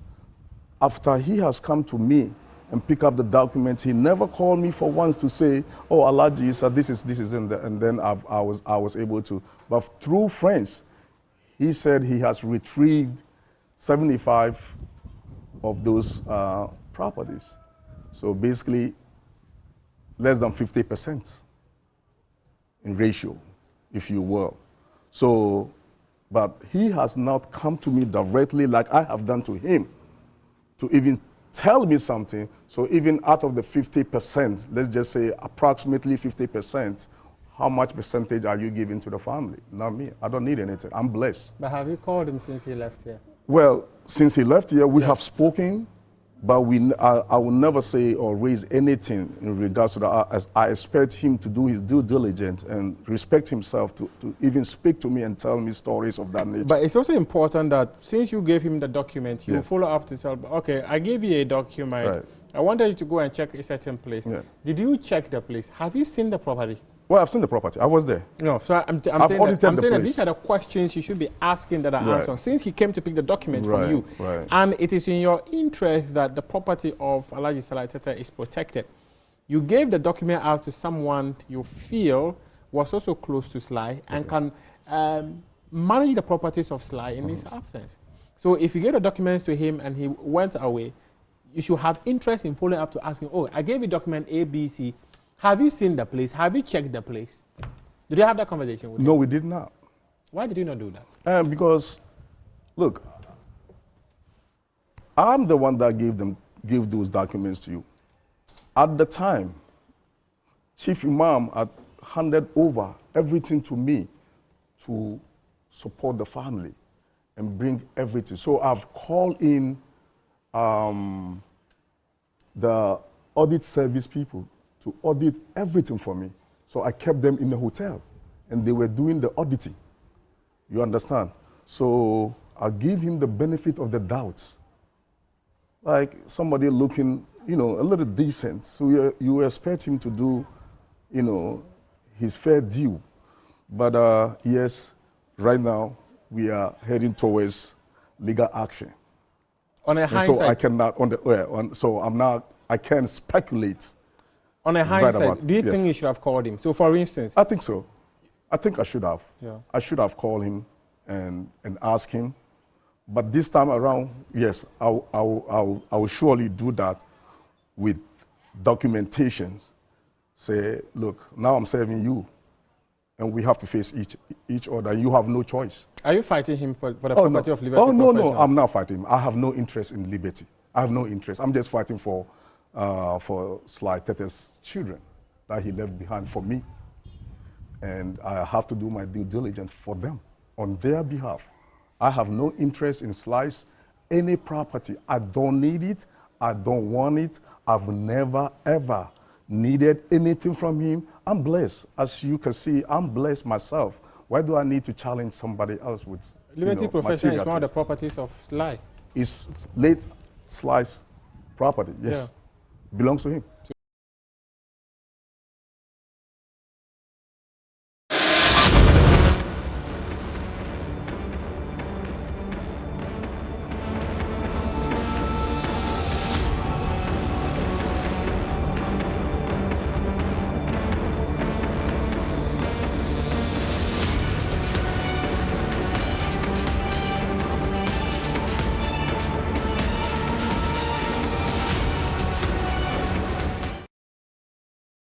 Welcome back to the AM show, and it's time for us to go into the big stories for today.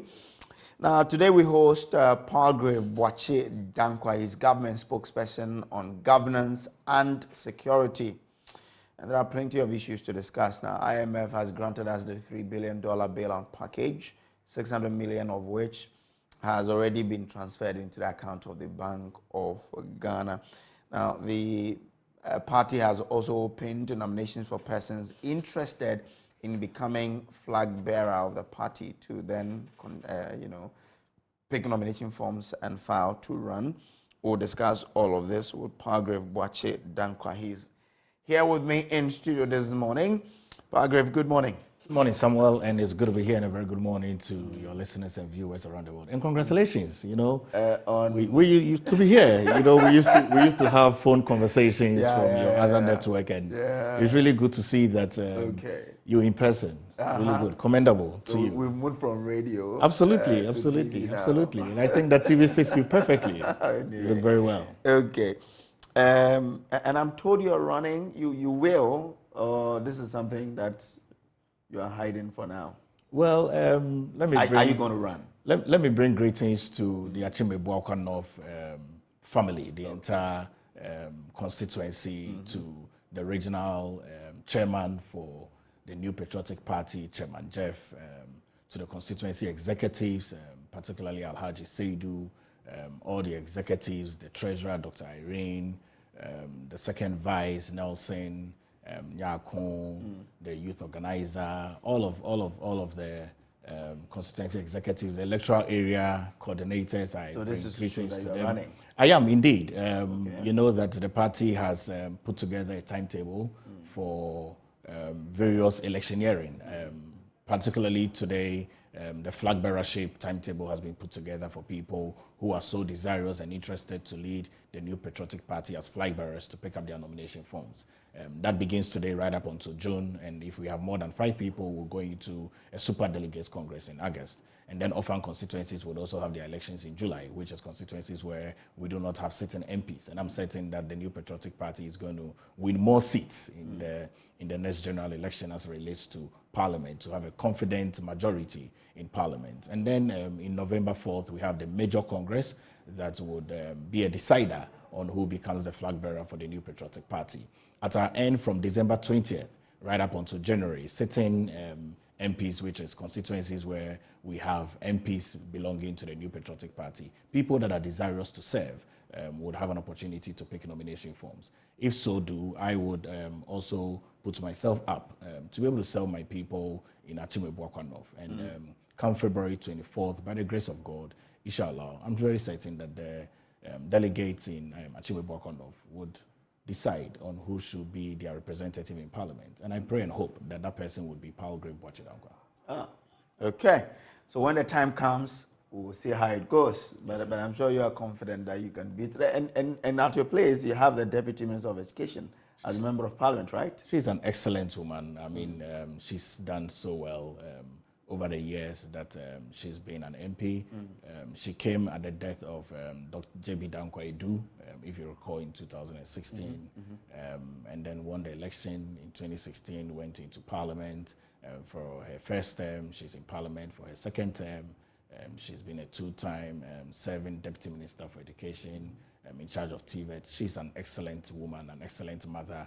It would be really good to see that she hands over the baton to a younger person like me to continue her good works that she has begun. Okay.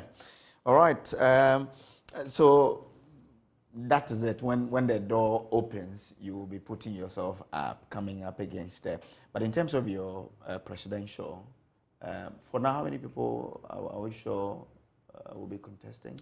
So a high number of people. I'm aware that you recall that the former trade minister resigned to put in his bid to be flag bearer. So I'm aware that the Honorable John Alan Kojo Tremantin is desirous to be flag bearer. I'm aware that the sitting Vice President Alhaji Dr. Mahmoud Baumia is also going to be putting up himself. That makes it 2. I'm aware that the Agric Minister, the former Agric Minister, Dr. Koto, is desirous to put up himself. I'm also aware that Ejako, former Energy Minister, is desirous to put up himself.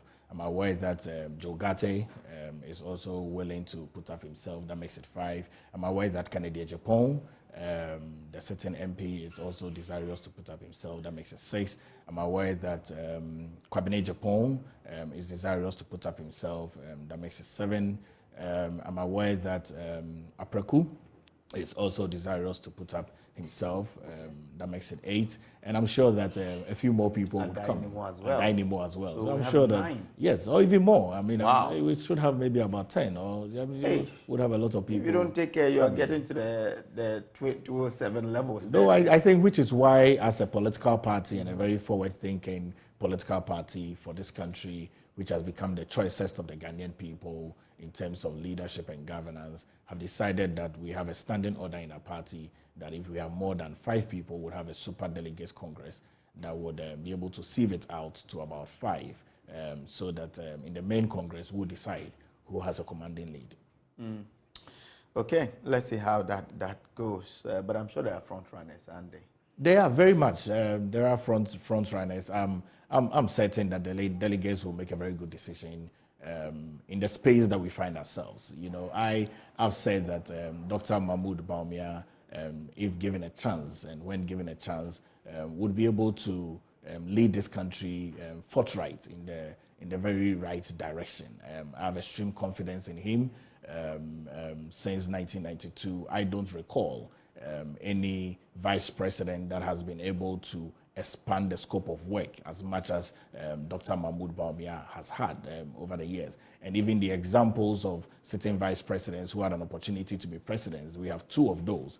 And I'm not sure that their governance reign left us with some good examples. I mean, not to remind people of the former vice president, you recall John Evans Atamels, who ascended to become presidency, and then John Dramani Mahama from vice president to become presidency. At least we've had 2 examples of 2 vice presidents who, at the time when they were vice presidents, we didn't see much of what they did as number 2. But I'm confident that with the space and opportunity that President Nana Addo Dankwa Akufo-Addo has given to his vice president to set a very clear path of agenda as it relates to digitalization of the Ghanaian economy, I'm in no doubt in my mind that when the delegates give him a full support, the sitting vice president, when he becomes the flag bearer of the New Patriotic Party, would be able to aid the government and even the political party to move forward, and which is why we are desirous that the 2024 general election will be an election of choice for the Ghanaian people to make a decision for the New Patriotic Party.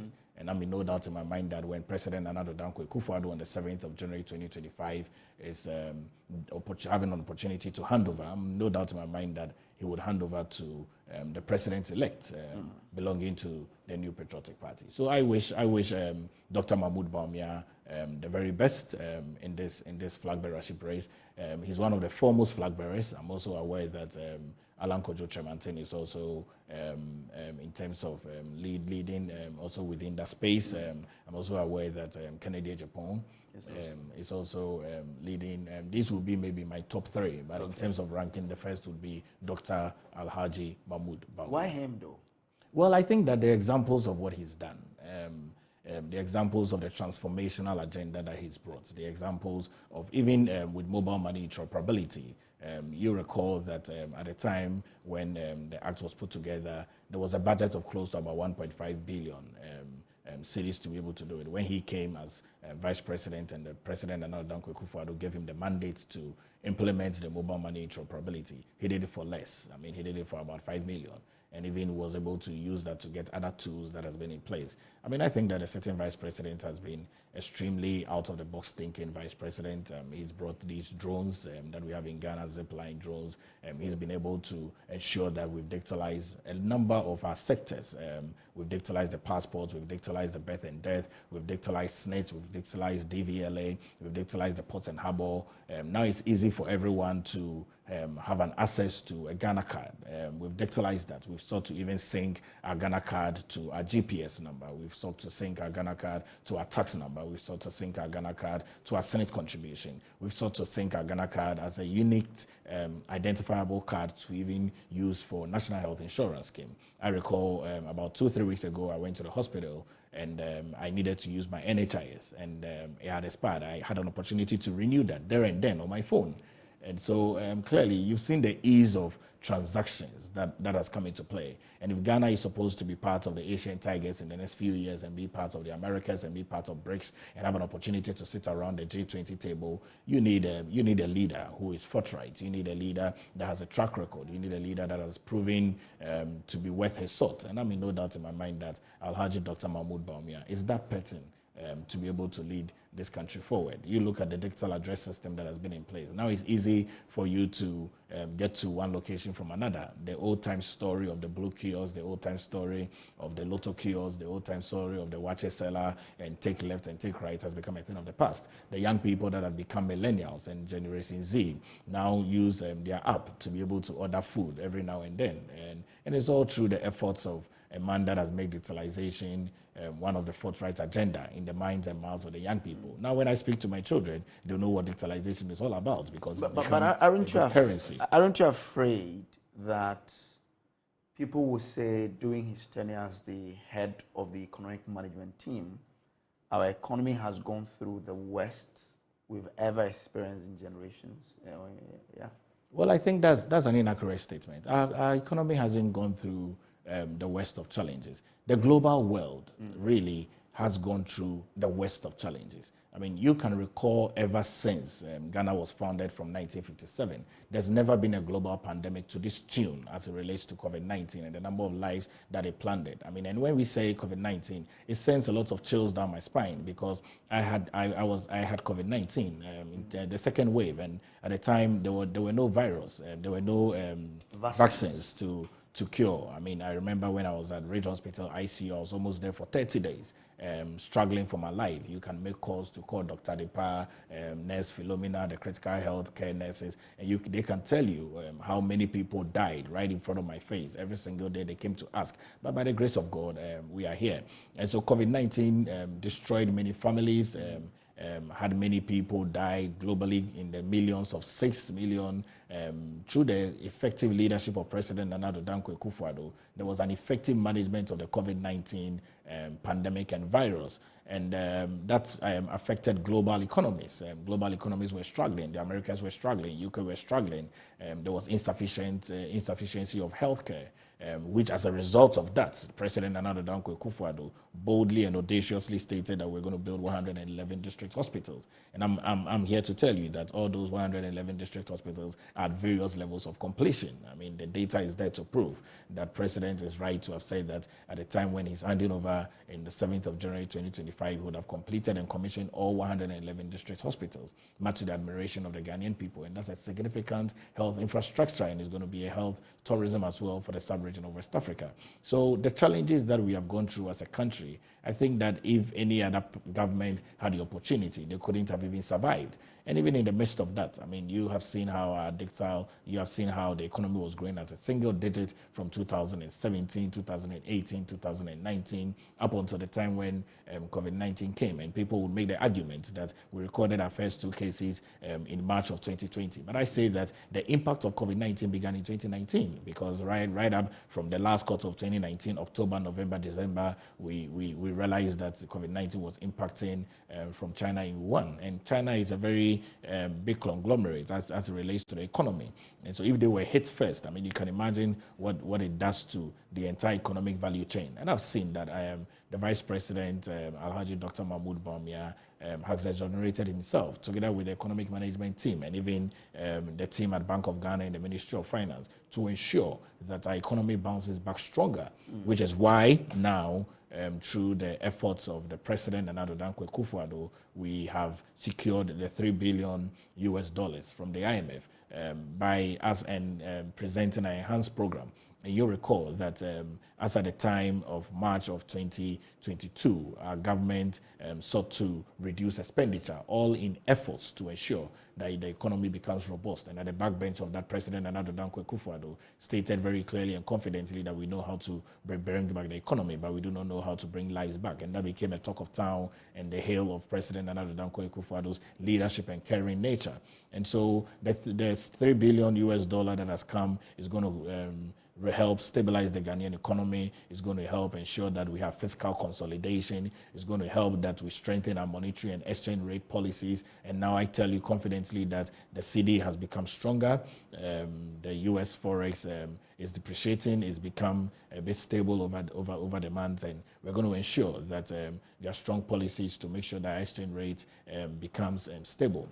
And then also the IMF money that has come is going to ensure that we continue to build strong financial institutions within the country. We're also going to ensure that there's a strong macro critical structural reforms that we put in place and maintain peace and security within Ghana and even the sub-region of West Africa. Monday was World Terrorism Day, and our own efforts as it relates to terrorism in this country has been unparalleled. President Dankwa Akufo-Addo, two-time ECOWAS chair and initiator of the Accra Initiative, has been a hallmark for us, holding one of the biggest security conferences. And the final impact of the IMF is to ensure that we protect the life and livelihood of the vulnerable and the poor people by making sure that there's constant economic growth and transformation.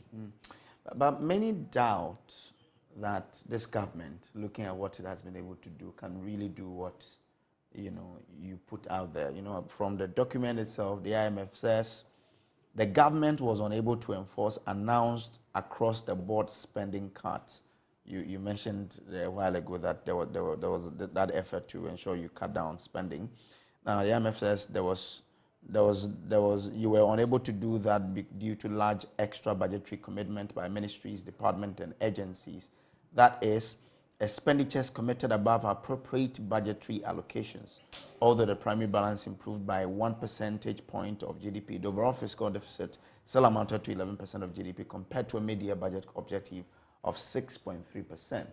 So people are right to doubt government in doing the things that IMF wants you to do. I think that people are not right to doubt our government, because our government has been extremely accountable to the Ghanaian people with what we have used the funds to do. We have presented an enhanced program to the IMF, which is going to be reviewed every 6 months, which is why the first strand that has come is $600 million over the period of 6 months from May up until November. And there is no way that our government is not going to use the money prudently. And I have evidence to prove of some of the works that we have done in recent times, which the Ghanaian people have been talking about in terms of loans that we paid. I look at it from 2017.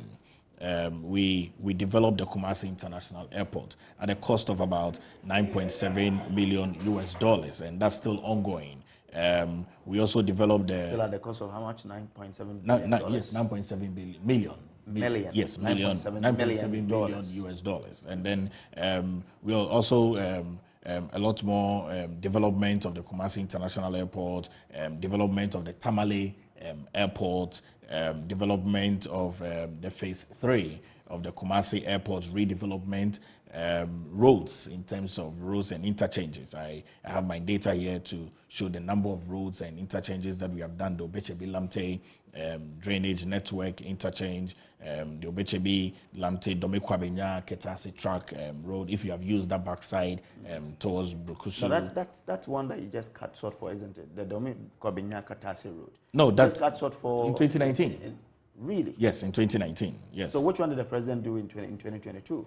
we need to reference that. But I mean, my data in my mind here is in 2019 in terms of the projects, design, fabrication, supply and installation of composite bridges related to civil works, rehabilitation and auxiliary infrastructure of Kumasi, Inner Ring Road and Adjustment Street, Accra Intelligent Traffic Management System. You've seen these cameras that are at various places that are recording the Eastern Corridor road development, construction of phase 1 of the Tema Aflao Road, construction of the phase 2 Tema Aflao Road, streets of Accra, Obechebi Lamte Interchange and auxiliary works, streets of Tamale, Bichem Road, design and build of Tamale to Wale Road, construction of Bolga Boku Road, construction of the Eastern Corridor Lot 1, construction of the Eastern Corridor Lot 2, transportation and railways, supplied close to about 45 intercity buses to the Ministry of Transport, supplied close to about another 45 interchanges buses to the Ministry of Transport, the Tama in Pakadan single standard gauge railway construction, construction of sectors of the Western and Central Railway lines, construction and rehabilitation of construction of the. So I guess these are not completed projects. No, yes, these are projects that are ongoing. Really? And then some are completed. Of the Western Central Rail line, where is it? The construction of the Central Western Railway line. Mm-hmm. Let me just get that construction. I was reading, so yes. Because, as far as I know, construction of the Western Railway line is in the Western region. So it's not Western Central, right? No, it's in the Western and Central Railway lines. It's the Western and Central Railway lines. Because what I know is that you're constructing the western end of the railway line to join, is it a Waso or so? Yes. And through to Kumasi. Yes. Not Central region. No, so it's a construction of sections of the Western and Central Railway lines that we began in 2021, 2021, which is just 2 years ago. And a myriad of projects that we have had in this government over the years, which is all evidential. And I've stated that with the 13 interchanges that we have built in 8 years, that are all segmented around the country, the expansion of airports, Tamale, Sekendi, Sunyani, Takrade Airport, railway lines, the digitalization agenda, which I spoke about, that we have sought to digitalize a number of platforms. We have reboosted as well the security services and retooled them, the Ghana Armed Forces, the Navy. With the President secured some ship vessels for the Navy, immigration, prisons, fire service, ambulances, 315 ambulances that we have brought into the country, over 7,000 plus motorcycles for police visibility that we have put in, 2 new helicopters that we have bought for the Ghana Police Service, and myriad of activities and programs that we have done. So there's no way anyone can doubt that our government is not going to use the IMF money prudently. I'm not sure you mean by the project you've mentioned that you've completed them. You haven't, right? Oh, a sizable part of those are completed. Okay. Now, again, the Domikitase one was started in 2022. This is from the Ministry of High Roads and Highways. It says, and this is July 30th, 2022, the President cut short for the construction, rehabilitation of the 23-kilometer Domikitase road to provide an alternative route or route for road users between Accra and Ebre, and this happened on Friday, July 29, 2022. Now, but the point is that IMF itself, which of course you say, because the whole objective is about, budgetary rationalization, isn't it? Very much so. Cutting expenditure, isn't it? Very much so. I'm pointing to you that the IMF in this same budget, this same statement document, is saying that the government was unable to, enforce those announced across the board spending cuts. So how can we trust that, in fact, once this has been agreed and the money is coming, the same government that could not enforce the spending cut can be trusted to reduce expenditure? Our government cuts down expenditure. The president. So are you saying the IMF lied? That's not what I said. Our government cut down expenditure. The expenditure cuts were announced by the Minister of Finance right up until April of 2022. we cut down expenditure in terms of even, and let me list that sequentially. The first was that government sought to cut down salaries of all government appointees, ministers, CEOs of state-owned enterprises. The presidency cuts down their salaries. The president himself cuts down his salary by 30%. Council of State also cut down their salaries by 20%. And then we cut down salaries, we cut down expenditure that goes into ministries, departments, and agencies by 30%. We cut down fuel voucher by 50%. We stopped the establishment of new public offices. We stopped the traveling of persons that didn't have permission. We sought to even stop the purchase of vehicles and sought to allow people and redirect their attentions for them to be able to start purchasing vehicles that have been assembled in countries. These expenditure cuts began in April of 2022. And you recall that the President, Nana Addo Dankwa Akufo-Addo, on the 31st of October had the State of the Economy address. In that State of the Economy address, the President extended those expenditure cuts to 2023. So as I sit here, expenditure cuts have been extended from the President, Nana Addo Dankwa Akufo-Addo. So we've been extremely judicious with burden sharing, with the Ghanaian people, the challenges and the teething issues that have come up. And expenditure cuts has been cut from April of 2022 to date, and it's still rolling up in our government. Well, I'm not saying it. The IMF is saying that you couldn't do that, but let's just hope that you can do it as you say. But with this, deal from the IMF, why is government so sure that this is like the game changer to turn around the economy? Well, I think that our government is... When we know that we got even more than that during COVID. So the real goal of IMF coming in is not entirely the game changer, but really it's structural reforms and budgets of support payments that they are coming in, and to also ensure that our debt becomes sustainable. But it opens up the integral nature of our government, because our government has opened up its books for the global world to see how we manage that, but really also to see that we are on a clear path of coming out of our challenges.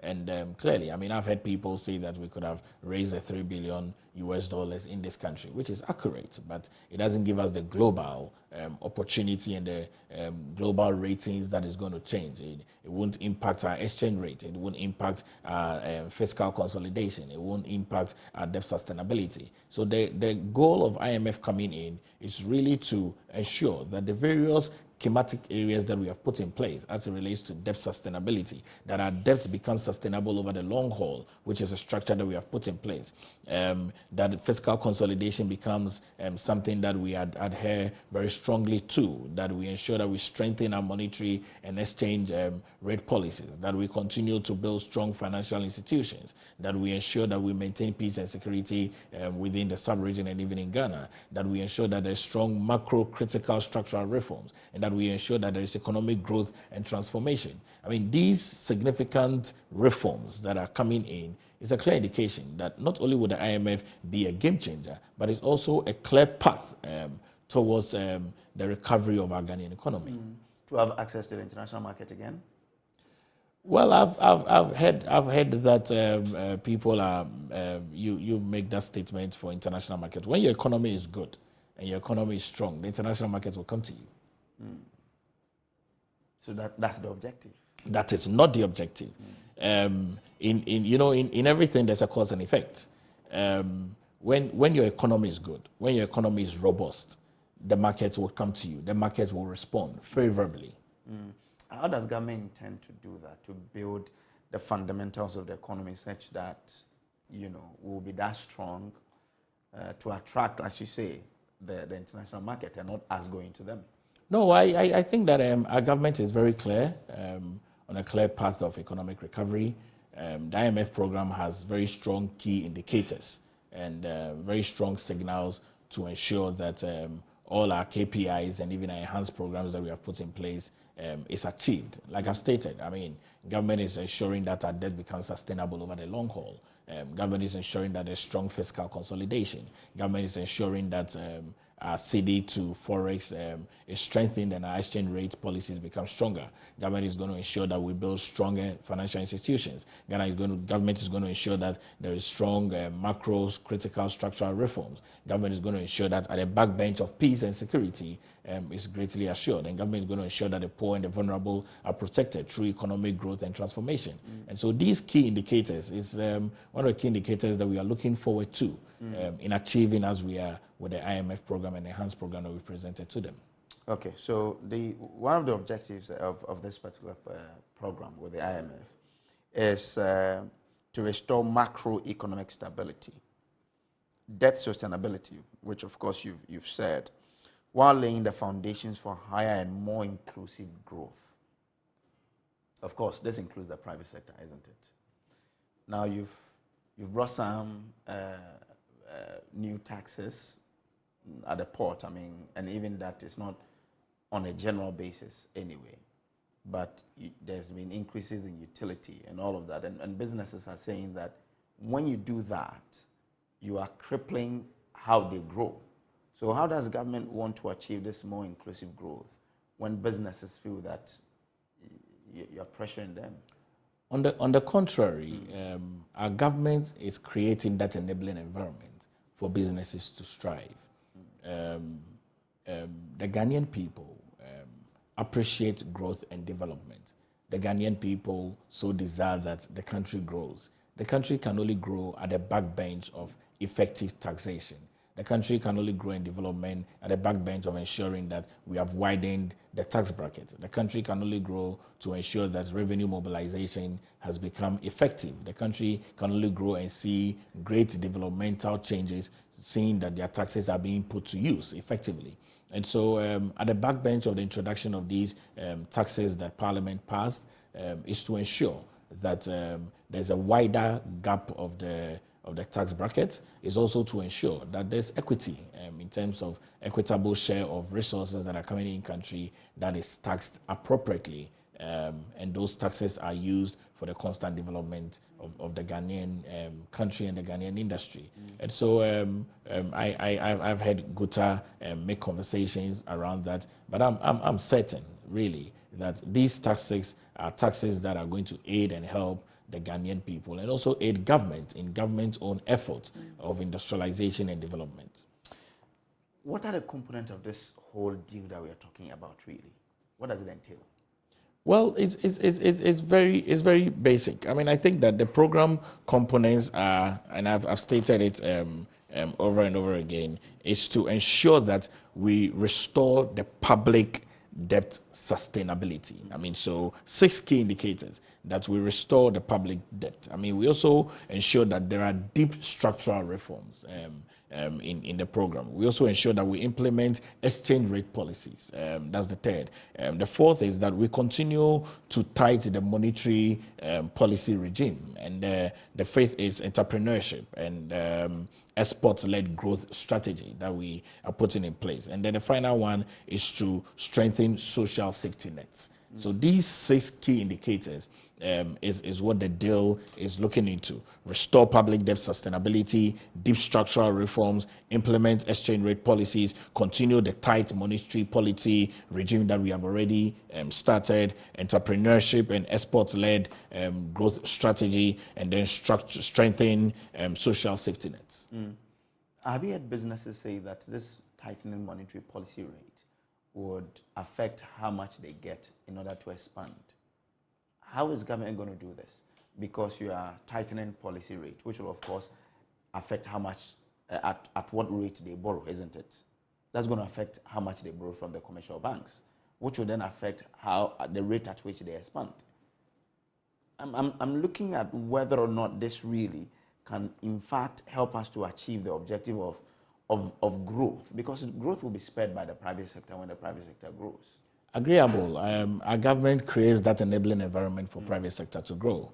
And these measures that we have put in place has been very well thought through by our government, and the private sector has been considered largely in this. When we make sure that we strengthen monetary and exchange rate policies, it's good for the private sector.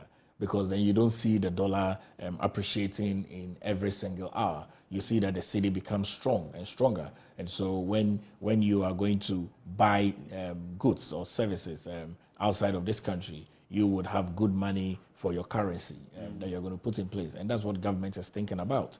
You'll recall years ago when there was depreciation of the Ghanaian cedi, the private sector were in arms. They were not too happy and pleased with that. Government is thinking about that, and government has thought about it, which is why we're going to ensure that we strengthen monetary and exchange rate policies, and we tighten that structural reforms as well, which is to the benefit of the private sector. But I think for you to check the exchange rate is why you are targeting to implement an exchange rate policy, isn't it? Absolutely. Exactly. So if that's what you intend to do, then you leave the monetary policy rate, or the objective of the monetary policy rate is not to check how your cedi depreciates. You know, there are significant roles of monetary policies and even fiscal policies. There are strong policies to that effect. But the real goal is that this IMF deal seeks to protect the life and livelihood of the vulnerable. And the private sector has been taken into key consideration in this regard. Our government continually, our government is the government of the private sector, our government is the government of the public sector. Our government continually seeks to ensure that the lives and livelihood of the vulnerable, and the vulnerable is a wide bake of baskets, are protected. And so the private sector is protected. We're creating that enabling environment to ensure that the private sector strives more and more. But I think that more lies in what you intend to do. But the private sector doesn't see it that way. Here, Guta came out strongly to say that whatever is on the table does not inure to the growth of the private sector, which of course you say that you want to help them grow. Tightening monetary policy is not how you go about developing or expanding the private sector. You don't think that is what it is? Well, we've had very well thought through processes. Okay. The IMF 600 million first tranche has just come in, well over 2 weeks now, going into the second week. I think that is very early days. We would use those funds judiciously. Private sector would be extremely happy with the KPIs that government is going to put in place as it relates to our enhanced programs that we have even presented to the IMF. Okay. Now, it says expenditure savings, which are so critical to create the needed fiscal space, will stem from efficiency gains and reduction of the large subsidy bill to the energy sector. So is it that government is going to reduce how much it subsidizes the energy sector for us as Ghanaians? What do you intend to do here? Well, I mean, the very key KPIs that we put together, I mean, in all the various sectors that is impacted by the challenges that we have faced, is going to ensure that government cushions the Ghanaian people. And so the energy sector is in very safe hands under the leadership of the minister responsible for energy, the Honorable Dr. Napo Prempeh. Opoku Prempeh. So, I mean, we would look into that. Because here it says the authorities have launched public expenditure reviews, including review of statutory funds. So you are reviewing statutory funds, aren't you? What does that entail? If you are reviewing statutory funds, what are you looking at? Are you reducing the cap or what? You're referencing a document. The IMF Ghana program document. Okay. This is page 9. Page 9 of the IMF program document. Yes. Under the objectives. I mean, the objectives are, the program's objectives and policies. Page 9 of that, you would see it there where it talks about the authorities have launched public expenditure reviews already. That is ongoing, including a review of statutory funds to identify potential sources of savings and improve spending efficiency. In addition, an ambitious reform agenda in the energy sector is expected to limit its growing fiscal cost. The baseline assumes the stock of payables will be cleared over 7 years, which will entail a large deficit on a cash basis. The authorities are designing a detailed clearance strategy to this effect.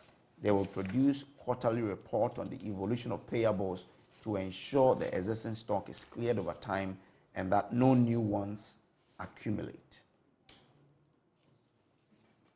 Okay, I have the structural benchmarks that you just reiterated from the energy sector in terms of updating the recovery plan that our government has in place. No, I think that energy is key. I'm not an energy expert, and I don't speak on energy. I speak on governance and security. So we'll leave these very details to the energy sector representatives, so that we don't go into the nitty-gritties of misrepresenting what we seek to do as it relates to the energy plan. Okay, all right. But of course, if there's a review of statutory funds, that would also cover some of the social policies you do have, which you can speak on, because if you're going to cut allocations to statutory funds, then we're looking at even the common fund being affected, isn't it? Wouldn't that affect development in our districts and municipalities? Well, which is why I said that we would hold on to the impact of these, so that we don't misrepresent what is being stated here. Okay, but you said that the program will really help, the poor and the vulnerable. Why do you say so in this document? What does it prove that really this is a program for the poor and the vulnerable? Well, because the negotiations that our government have had with the IMF is very different from all IMF negotiations. And then also what has sent many countries to the IMF is a common issue of global depreciation and economies struggling. And so the IMF has reviewed that and has looked into ensuring that as they bring in these funds, the poor, the vulnerable are protected. Which is why I state that the program that has come is going to seek to protect constantly the poor and the vulnerable to ensure that their lives and livelihood continues on as it has always been. The document says to immediately provide support to the poorest households, the 2023 budget has doubled the level of benefit of the existing targeted cash transfer program, the Leaven Empowerment Against Poverty LEAP. So do we take it that the disbursement that is going out now has been doubled and that beneficiaries are seeing those physical increment in their... Very, very much so. I mean, it's very clear here. I mean, strengthening the existing SIPs, LEAP, NHIS capitation grant, school feeding program, all of that has been taken into consideration. And clearly, yes, as the 2023 budget statement stated and highlighted, these have all been taken into great consideration. And this impacted, and the people that are receiving their funds on a regular basis are benefiting to that. So if we go down there now and we ask them, they will tell us they've seen the change. Yes. This will be massive. Yeah, when you go down there, they will tell you that they've seen the change. Again, the IMF is also saying that the social spending in health, social protection and education suffered from severe disbursement delays over the last 2 years. And of course, we are still going through it because today, the Food Suppliers Association of Ghana say they won't supply food for the free senior high school. School feeding caterers are still home because they are being owed. What's the strategy? What's government doing about that? So I'm aware that the school food feeding caterers brought a statement out. There were some demonstrations. Government is negotiating with them so that they can go back to work to ensure that the poor and the vulnerable are protected, to ensure that our school-going children are given a meal so they can be able to study some more. How does this IMF program address these concerns of regular delays in disbursement of funds to these people, regular owing of the monies that we need to pay them? How does the IMF program address these? The funds are available. IMF has given funds, so it addresses that. The funds are available, so the funds will be dispersed. But you said the government says the funds will be used for, we haven't heard them talk about the fact that you will use it to take care of the arrears you owe these people. No. The program that we presented to the IMF, the enhanced program, and I stated 6 key components of the program. I stated that is to restore the public debt sustainability, deep structural reforms, implement exchange rate policies, continue to tighten the monetary policy regime, entrepreneurship, and export-led growth strategy, and finally, strengthen social safety nets. So social safety nets include mitigating the impact of the economic adjustments on most of the vulnerable programs that we have put in place, and also strengthen the existing SIPs, which is LEAP, NHIS, capitation grant, and school feeding program. Okay, so you're saying that the first tranche that has come in, you will use part to settle this debt. Is that the agreement? No, that's not the agreement. Okay. Yes. What I'm saying is that the enhanced program that we presented to the IMF includes protecting the life and livelihood of the vulnerable, and it also includes strengthening our existing SIPs, which includes LEAP, NHIS, capitation grant, and school feeding program. So my point is, how are we address this? We know that this is a money issue. Now we are getting money from the IMF. So how are we ensuring that we address that? Are we making monies available to them from what sources? No, those are significant details that I will leave to the buffer stock and the school feeding committee to come and give an appropriate response to that. Okay. All right. We're still speaking to Palgrave Dankwa. He's government spokesperson on governance and security. And we're talking about the IMF. We know 600 million has hit, right? Have we been told how much, or are you aware what they are going to spend those monies on? Not at the moment. Oh, okay. So Ghanaians don't know how we're going to use that money. No, that's not what it is. I mean, we presented an entire program to the IMF, and the IMF, based on the entire program that we presented, has divided the tranches of money into 7. First, $600 million comes over 6 months, will be reviewed. Then the second tranche comes in November 2023. Then the third tranche comes in April and May of 2024, which is going to be $360 million up until April 2026. And it's all in the implementation of our programs that we presented to them. What is China's role in getting an external debt restructuring? We understand that per the IMF document, there are some collateralized loans we took from them between the period of 2007 and 2018. What's the status of that? What sort of negotiations are we having with China over those? No, I think that China has been very clear with our debts. They aided with how we were able to even get into the IMF conversation in terms of, you recall that government had conversations with China and had conversations with the Paris Club.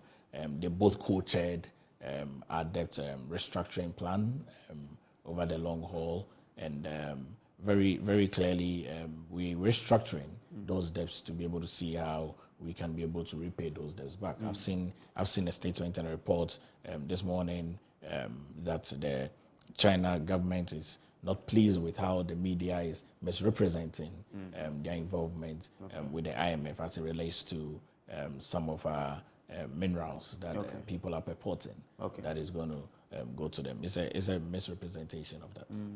So you are saying that, like we've seen in other countries in Africa, where when they default on loans, China takes over their national asset. That's not what we are going to see in Ghana. That's not what we are going to see in Ghana, and that's not what is going to happen. Why do you say so? What kind of assurances has China given that we are sure that they won't do what they did to other countries? No, it's because of the restructuring. It's because that government went to them. It's because that they co-chaired together with Paris. It's because that they have agreed to a sustainable period of repayment of those loans that we took. Okay, and so we should be rest assured that we won't fall in the fate of the other African countries. No, the Ghanaian people should be very rest assured that Ghana is a sovereign country and we're not going to be falling into those minor examples. But if that's the case, why did IMF bring it in their document that these 4 loans amounted to only 2% of our public debt, of our external debt, and amounted to 600-something million, which is 0.9% of GDP? Why was it so important for IMF to put in the document when really it didn't matter? No, IMF makes reports, and these reports are evidential of transactions and conversations that have happened. I think that IMF has not erred in putting to bear the bare facts on the ground. So you're saying that the Ghanaian people who have seen this particular, analysis of the potential that we faced, had it not been for this IMF program, that this wouldn't happen. Now that we have IMF on board and we are engaging with Chinese, we would never see that. This won't happen. The Ghanaian people should be rest assured of that. But you know that in general, I mean, in the layman's language, if you default on a loan, you forfeit the property that you used in securing the loan, right? But we won't forfeit on the loan because we've gone into a restructuring plan. Okay. So that's the assurance that government is giving. That's the assurance that everyone should have. Okay. All right. So if you had a challenge about China having access to some mineral revenues of ours, as well as electricity tariffs or revenue as a result of us, going back on our word in terms of those loans, government says we should be rest assured nothing like that is happening, right? That's a good summation. Accurate, huh? Okay. All right. So this is the AM show. But just before I take a leave of you, what will be your last words to those who are watching us then? Well, the final words would be that government is restructuring the Ghanaian economy. The Ghanaian economy is going to bounce back very stronger. The New Patriotic Party is going into an internal electioneering. Would wish all flag bearers the best. Would wish all young people that are desirous to go into parliament the best for orphan constituencies and even for main MPs along the trajectory. And Ghana is in a very good place as it relates to our Ghanaian economy and as it relates to the leadership of President Nana Addo Dankwa Akufo-Addo. President Nana Addo Dankwa Akufo-Addo is going to fulfill all the promises that he made to the Ghanaian people, and the Ghanaian people are going to see that the choicest political party to lead this country forward in terms of development is the New Patriotic Party. All right. Palgrave, this weekend are you going to Abuako North? I am. I'm leaving immediately after I'm done with the show.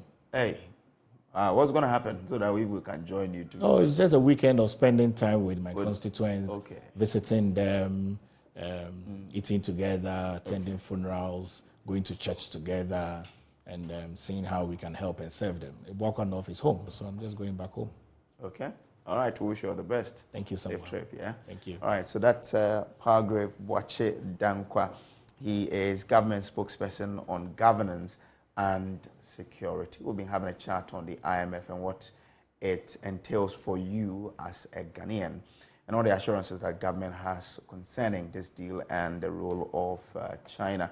We'll take a quick break here. We will be back with more. Benis Abubedu Lansa will be joining us with some sumptuous content here on the show. Stay with us.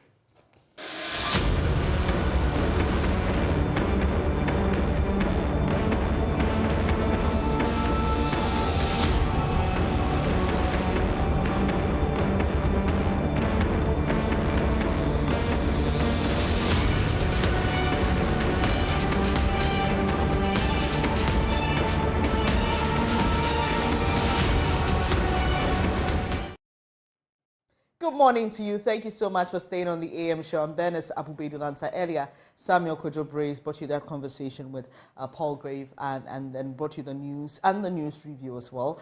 It's now time to head to Parliament because in a little under 2 hours, the Chief Justice nominee, Her Ladyship Justice Tokono, is expected to appear before Parliament.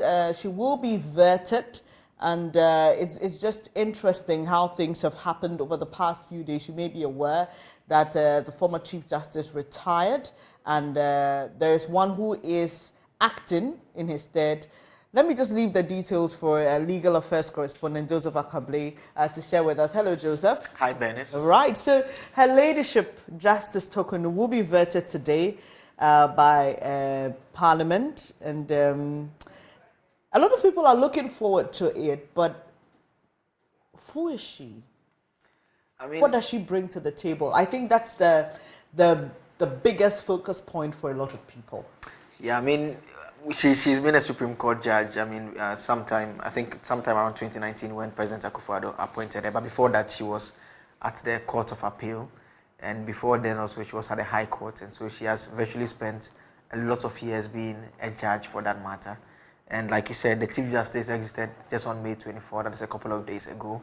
And so currently, Ghana does not have a substantive Chief Justice. We only have an acting Chief Justice in Justice Jones Doche, who is the senior most Supreme Court judge. Interestingly, Justice Doche himself will be exiting in a couple of weeks' time in June. And so, he more or less, when the president made the appointment, he did indicate that this was to ensure that there isn't that gap. And so he wanted the vetting to be done expeditiously. So in terms of the requirements of the constitution that he has to meet, a person shall not be qualified for appointment as Chief Justice unless we know it refers to he or she is of high moral character and proven integrity and is not less than 15 years standing as a lawyer. And so those are basic requirements that she has obviously met over the period that she has been at the court. In terms of the gender mix at the court, currently there are 16 judges, including the retiring Chief Justice who has already retired. We have 4 females and 12 males. So it's quite a male-dominated court that we have currently. In terms of focusing on Justice Gertrude Torkornoo, she is 60 years. She was called to the bar in 1986. She was in private practice and joined the High Court as a judge in 2004. We know another person whose name had come up for this particular position was Justice Emmanuel Yoni-Kulendi, but now we know that he's no longer in the race anymore because that nomination has been done. And so Justice Yoni-Kulendi's name had come up, but he's no longer in contention. The president opted for Justice Gertrude Torkornoo. So we'd have to move on quickly beyond the Yoni-Kulendi grace. Yes. And so some of the cases that Justice Gertrude Torkornoo has handled, we know John Mahama versus Akufo-Addo and Electoral Commission. That was the election petition following the 2020 election. She was part of the 7-member panel that heard that petition and unanimously dismissed the case of John Dramani Mahama. She was also on the case of Michael Ankoma Nimfa versus James Gyakye Quayson and Attorney General. That case was actually concluded this week, and we know that the Supreme Court directed Parliament to expunge the name of James Gyakye Quayson from its records as a member of Parliament. And so the status of senior justice at the Supreme Court, with Justice Eni Nyebwa exiting, Justice Jones Doche becomes the senior most. He retires in June 2023. That's a couple of weeks to come. The next senior most judge is Justice Paul Bafo-Boni, who will be 67 in December and can only stay on for at least 3 more years. There's also Justice Gabriel Pamine, who will be 67 in December 2023 and can continue for some 3 more years. And so, I mean, many believe that she's a bit of a conservative, but others who know her quite well also disagree that she's quite modern in her approach in terms of the use of technology and digitalizing the courts as well. So, I mean, that is a brief on Justice Gertrude Torkornoo so far. And so today she'll be vetted by Parliament's Appointments Committee. And so what you just saw was the initial conversation about who would likely become the next Chief Justice. And this was just around the time when the President made the decision to settle on Justice Gertrude Torkornoo, who is 60 years old. But Joseph, I mean, people must understand that these positions, right, they're time-bound. Unlike the presidency, where anybody can become president at any time, provided that they can prove that they can, manage affairs. But with the Chief Justice position, there are timelines to one's exit. So, I mean, Parliament's Appointment Committee will have to make a decision on her, but as we know is the case with usually these things, they're likely going to recommend her approval. How many years will she have? And for many people, and I have seen in other write-ups, is the concern about the limited number of years Chief Justices serve and whether there is enough time to make enough, transform or provide enough transformation in their leadership. I mean, she the thing about being a justice of the Supreme Court and a chief justice for that matter is that you basically be there till you retire, unless, of course, there are some issues regarding maybe a petition that is sent for your removal, and the processes go through, and they find out that on grounds of stated misbehavior and incompetence, you can be removed from office. But other than that, at age 60, she will be the Chief Justice till she turns 70. And if you recall, Justice Georgina Theodora Wood, she became Chief Justice in 2007. She was Chief Justice all the way through. So she was appointed by President Kufuor. President Mills came, President Mahama came, then also President Akufo-Addo, who now appointed Chief Justice Sophia Ekufu. So she has 10 years, all other things being equal, like the other factors that I've talked about. And so in good health, she would serve that period. And many even made the point that perhaps in making this particular appointment, that may have been a consideration that a president may have taken note of, because those he has appointed so far since taking over were more or less who were doing 2-3 years. I mean, if you pick Sophia Ekufu, she was just around about 2 into 3 years. Then same with Chief Justice Kwesi Niniebua, who did 3 years. So this is almost like the Georgina Wood, where she would have a lot of time to serve as Chief Justice. I mean, that is all things being equal. So, I mean, you've been speaking to, or you've seen her working in the court. What is the kind of impression you get from people who've worked with her over the years? What is a testimony of her? I mean, they describe her as a morally upright person, someone who is very intelligent and has very knowledgeable in terms of the law, which is her profession.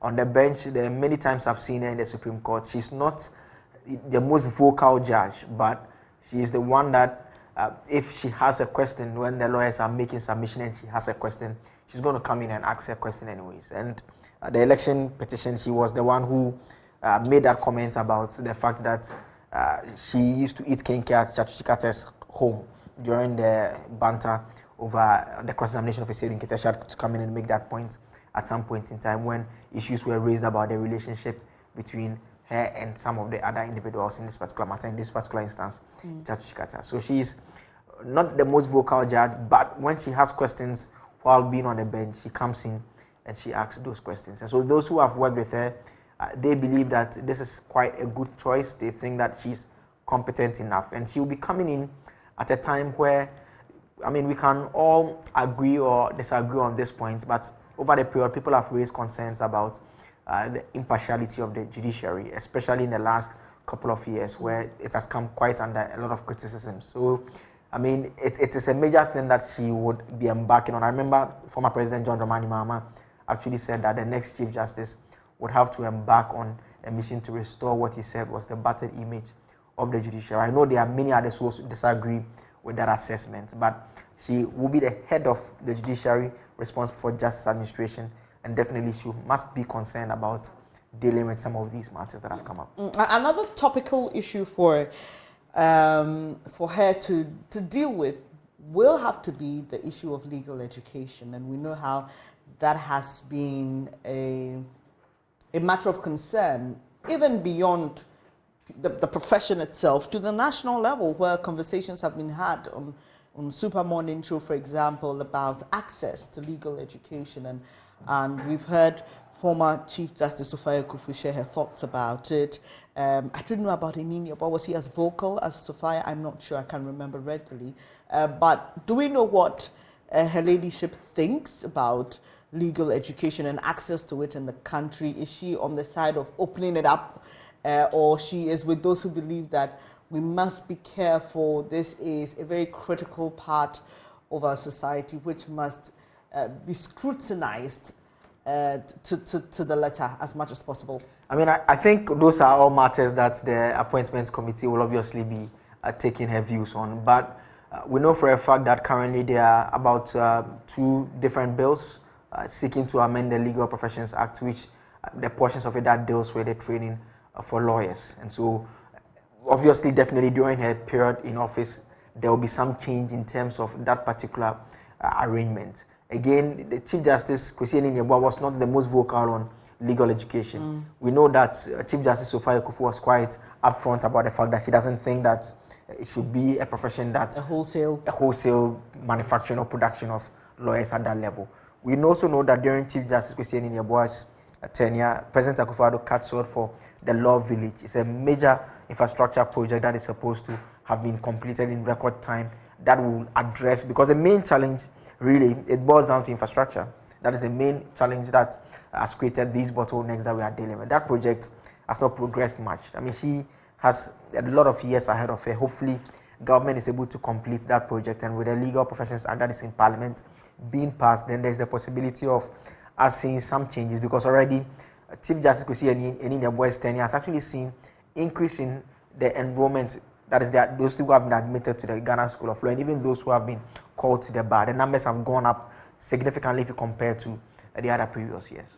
Right, Joseph, we'll leave it here for now until about 10 a.m., just in about an hour's time, where Her Ladyship Justice Gertrude Tokono is expected to appear before Parliament's Appointment Committee to be vetted for the position of the Chief Justice of the Republic of Ghana. You just heard my colleague, Legal Affairs Correspondent Joseph Akablay there, and we will be bringing you that vetting right here on this channel. You want to stay with us, but we'll take a quick breather now. When we come back, it's a weekend, and there's a lot to look forward to. I'll be telling you about Globe Productions' latest play, Life is a Dream. Do stay.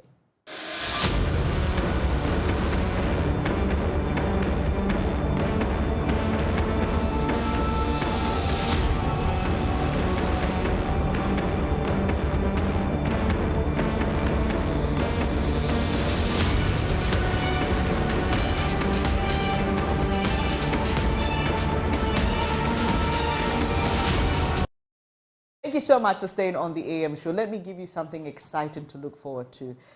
It's a beautiful play. I have seen the artwork. It's an adaptation, right? But you know, if you know the name Lateef Abubakar, it should ring a bell. It should ring a bell. He does so well with stage plays here in Ghana, and he has created such a successful career for himself in that regard. He's here with me in the studio, and he is the CEO of Globe Productions and a playwright. And guess who? Yeah, I've got him here, Eko Smith Asante. Yeah. And he's gracing my studios today. It's a real pleasure to host the two of you. Thank I'm you. so excited to have you, Lateef and Eko. I don't know, I haven't seen you on stage in real action before. I just know you from movies, which are we know, Cat, Edit, Stop, okay. Scene 1, take 2. Okay, so there's a lot of time to correct the craft and make it perfect and all that. But before we go into Life is a Dream, I just want you to tell me, what is most exciting for you about doing like stage plays? The fact that I can afford to make a mistake. Mm-hmm. The fact that everybody is watching me live and they're feeling me live, and you are on your edge because it's time running. It's like building emotion from when the curtains open to when the curtains go down, and you go backstage and you're rushing to change costume. There's a whole adrenaline pump, and know, right? there's a feel that, no, wait, come on, pick it up. And then you come and you smile, and something is wrong, and you go back and you just go, yeah. And then you come and you smile. It's a feeling you can't get anywhere. It's beautiful. Yeah. What about the connection with the audience? Especially when you do something and they smile and they shout and they laugh. I'm like, I got them. I got them. You know, it gives you that morale to just give it all out. Right. You know? And so, but you see, it will be funny. Sometimes it's funny. You the same play. Every time you perform, you have a different reaction from different audiences. The same play. A place that you know, this is where they will laugh. It's 4 p.m. they laughed. 8 p.m. nobody laughed. It's funny. Right. I don't know. What goes into your, Lateef, what goes into your post-production assessments? Because this is interesting. So could it be that Eko didn't give it the best shot as he did, or is just the character of the audience? Like, I just want you to give us a mental picture of what it is like after the play when you sit down to do your post-production. It's a mixture. Sometimes when you start a play dull, the audience get dull, and then they pick and choose where to laugh and so on and so forth. And other times, it's the delivery of the lines. I keep saying that Sometimes the way you say it, the way you deliver your lines can make someone happy, excited, or annoying. It can be annoying. So the delivery changes per performance. When the delivery changes, the audience reacts according to how you deliver it. It can be a comic line, but the way you deliver it makes it more exciting and interesting for people to react and laugh. So it's both. Generally, there are certain times we have a dull audience, or very gentle audience who are and then we have the audience that laugh and lie on each other and so on and so forth. And mostly, laughter is contagious. So when people are screaming and laughing, obviously then you realize that the entire auditorium is lit up.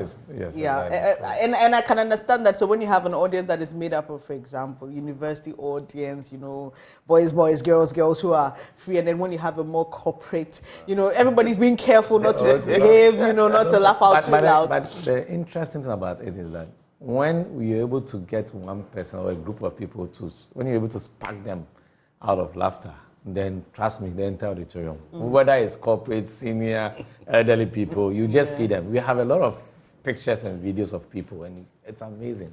Sometimes that's actually, at my quiet time, I just watch those videos and pictures, and that's my source of motivation in script writing. The joy, happiness, laughter in front of people is what keeps us going. All right, so let's talk about life as a dream. And I see Echo Smith there looking like a king. Oh, what is it? It's King Abdullah. King Abdullah. Nice. So, Latif, tell us about this play, Life is a Dream, and why you decided to create your own adaptation of it. Okay, so Life is a Dream is a play that was birthed in 1635. Long ago. And it's been performed on almost every stage in Europe. It's listed among the top 40 plays of all time. So it's a big deal. It's a huge play outside there. It's never been performed in Africa. And we were actually introduced to this play by the Spanish ambassador, His Excellency Javier Gutierrez, who thought that we had a very successful partnership with 5 Hours with Mario last year, and he felt we should continue doing something amazing. So he reached out to us, gave us a series of plays for us to look through, so that we can move on this partnership. We selected Life is a Dream. He was excited about it, but that is actually what was on his mind. And then we decided to adapt it. The good thing about it is that in Europe, or wherever it has been performed originally just like the script is. This time around, there's an Afrocentric version of Life is a Dream. This is African. So whilst the initial play is set in Poland, this is set in Gonjaland. You understand? And then we have the costume, the setting, the set design, all reflecting the African theme that we are talking about. Even the language is reflecting the African theme. Oh, so we hear Echo speak some. What language? No. Don't, what do you want to hear? Because he said they said No, but everything. The fact that it's in Gonjaland doesn't mean you're going to hear the Gonja language. It's English. Okay. But it's a mixture of normal English. You get other characters speaking a bit of the Shakespearean language, so you have a taste of both. Okay. Yeah. So for me, the subject matter is what strikes me when it comes to Life is a Dream. Please, I keep saying this. We in our Akan proverb, in our Akan dialect, there's a proverb that says that debi tra that debi. This is what it is. When I got hold of the script and I read the script, I was like, oh damn, this is script writing at a different level. It's a master of the art. Pedro, the writer, is a master of the art of writing. This is a room for learning for some of us. It's a room for improvement for some of us. And it's really, really broadened my scope of writing one way or the other. So I get so excited when I hear Life is a Dream because I feel that it has opened a new chapter. The subject matter is interesting. It's a conflict between a son and then a father. Okay. It's a conflict between reality and dream. And it's a conflict between faith and free will.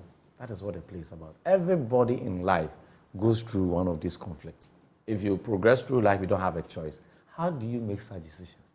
Come watch how Prince Tijani and then King Abdullah will be making such decisions as the transform through the play. Let me go to King Abdallah now, and I think from now on, when I see you, I'd call you King Abdallah because it's so fitting. I mean, and I must say this is a really nice way of portraying, and I couldn't tell it was Echo. Yeah, I have seen the artwork. I think it's the headpiece, because if the headpiece was not that, on the day you will see me you will see the beard by tomorrow. Okay, so everything will be good. You will see this tomorrow. Let me digress a bit. How do actors give up so much to get into character? I mean, this is your known face. This is your look. This is you. Yeah. How do you get so clean shaven? What are some of the sacrifices you have to make just to look or fit into character? It's a description. Who is the character? Is a king. How do they normally keep their faces? Most of them are mostly clean shaved. This is who the person. So you just, as an actor, you pick what you want to look like and just be them. You see. That's the beauty of what I love to do as an actor, being able to play different roles, being able to be everybody at any point in time. So I'm being a king. Tomorrow I could be the president. The next day the last time on stage was a madman. So it gives you the challenge of be that, live it, and that's what I enjoy doing. Unfortunately, I can't help it. It's not challenging for you. It's an experience for me. Because I can imagine if I have to cut my hair. It will grow back. No. No, listen, I will just cut it off. That will grow back, but my hair. I mean, some of the sacrifices are easier to make than others. No, but you put on a wig. You women are all full of wigs, so it's all right. You do it to achieve what you have to do, and then people will be believable. Yeah, but I think that's what tells someone who is cut for the job and someone who is not. Because I'm not an actor, so I mean, it may be difficult for me. But let's talk about your interpretation of this character. What is it like for you? Why should people come and watch the play? What are we going to see you do and the other actors do on stage? I mean, the fact that, like you said, this thing is set in the 16th century thereabout, and the story is relevant for now. If you give birth and then you are told, I mean, by a seer or a prophet, we all believe in that superstition, whether it's Europe or Ghana or wherever, that your son is going to kill you when he grows up. What are you going to do? Are you going to pray and make sure the son doesn't kill you? Or are you going to kill the son before he grows up to kill you? What did you say, yes? I'm just trying to imagine myself in that situation. Yeah. When every child is born, there's always that professor on the child's life. Oh, the person will be a great person, but this one, they say the person is going to kill you. What do you do? It's a challenge as an individual, as a parent, in this particular world. As a parent, how am I going to see it? And as a king, how am I going to protect your kingship and then the Gonja land? So, I mean, well, let's see what happens. Let's see what happens. That's a big one. It reminds me of a story I read when I was a child. I'm still trying to figure out the title, but it had to do with a princess who was born, and the fairy said she was going to prick her hand on the needle. That's not Sleeping Beauty. Sleeping Beauty took a bite of the apple, but this one, it had to do with the spinning wheel, and so her parents kept her away. They said on her 16th birthday, but it still happened. It's destiny. That's what I was thinking about. So I'm not sure you can kill that chap, but this is interesting. No, I won't tell you what happened. Of course, that's why we need to come and watch the play. So it's happening on the 27th and the 28th at the conference center this weekend, guys. This is reason for you to de-stress. Come, have fun, break the cycle. It helps you, maintain your stress levels. It's important. So Lateef and Eko are inviting you to the conference center. It is going to be an interesting one. But Lateef, here's the thing: the Spanish embassy has been quite helpful in this regard. Why the interest? So I think that the direction by His Excellency Javier Gutierrez, the Spanish ambassador to Ghana, is to help contribute significantly to the creative arts industry. And he's doing that through partnership and collaboration with other players within the industry. His is to make an impact, and then also to be able to export the Ghanaian talents across the world. If he thinks that we have so much good in us and we are not exploring it, he wants to really invest in it. And he started with 5 hours with Mario. Yeah. It was a blast. It was successful. We did about 7 different shows in Accra, Tamale, and then even in the middle of the Volta Lake. All were sold out. Very successful production. And he felt that, wow, if this could help revive theater in Ghana, it's going to go on and on and on. That's how come they are investing in Life is a Dream too as well. And originally, it's a Spanish play too. And it's brilliant. It's one of the best plays. I keep saying, they'll come watch this because it's been performed on almost every stage in Europe. It's listed among the top 40 plays of all time. Then the Afrocentric version will be the best of all the performance of Life is a Dream. Trust me. I don't know if I should say this, but just the Afrocentric vibe of it for me. Do I see this going beyond Ghana? Do you have plans of going beyond Ghana? Staging this play? Well, if the original version was toured all around Europe, we will go and compete with them and like, is this our play? So get them to Afrocentric goals. And that is one of the objectives of His Excellency. It's basically to show people that the Ghanaians have talent. He feels there's so much talent here. He keeps saying it. And he wants us to be able to export, to showcase that talent to the global world. And let me say this, because there have been conversations about the Ghanaian movie industry, music industry, and how we market it to the rest of the world. And having the two of you here has just reminded me how narrow the conversation has been, because we don't explore the opportunities that theatre can give us. And I'm excited because I've seen a lot of plays, a lot of stage plays. I think just about in the last month or so, I've seen about 3 or 4, and it excites me. And I think that we can develop all these creative branches without letting the other, fall. So we can do it at a level where we're pushing all at the same time. I believe so too as well. But you are a playwright too, and you don't write scripts for movies, do you? In fact, I'm almost done with my first movie script. I'm almost done with my first movie script. So you'll see something soon from that perspective too. I'm. Benes, you want to act? I can feel it. No, I used to act. I've done a stage play before, actually. Really? So, yeah. I mean, why are you off? Come back. Come back. Yeah. Come back. We are all in the expressive, medium.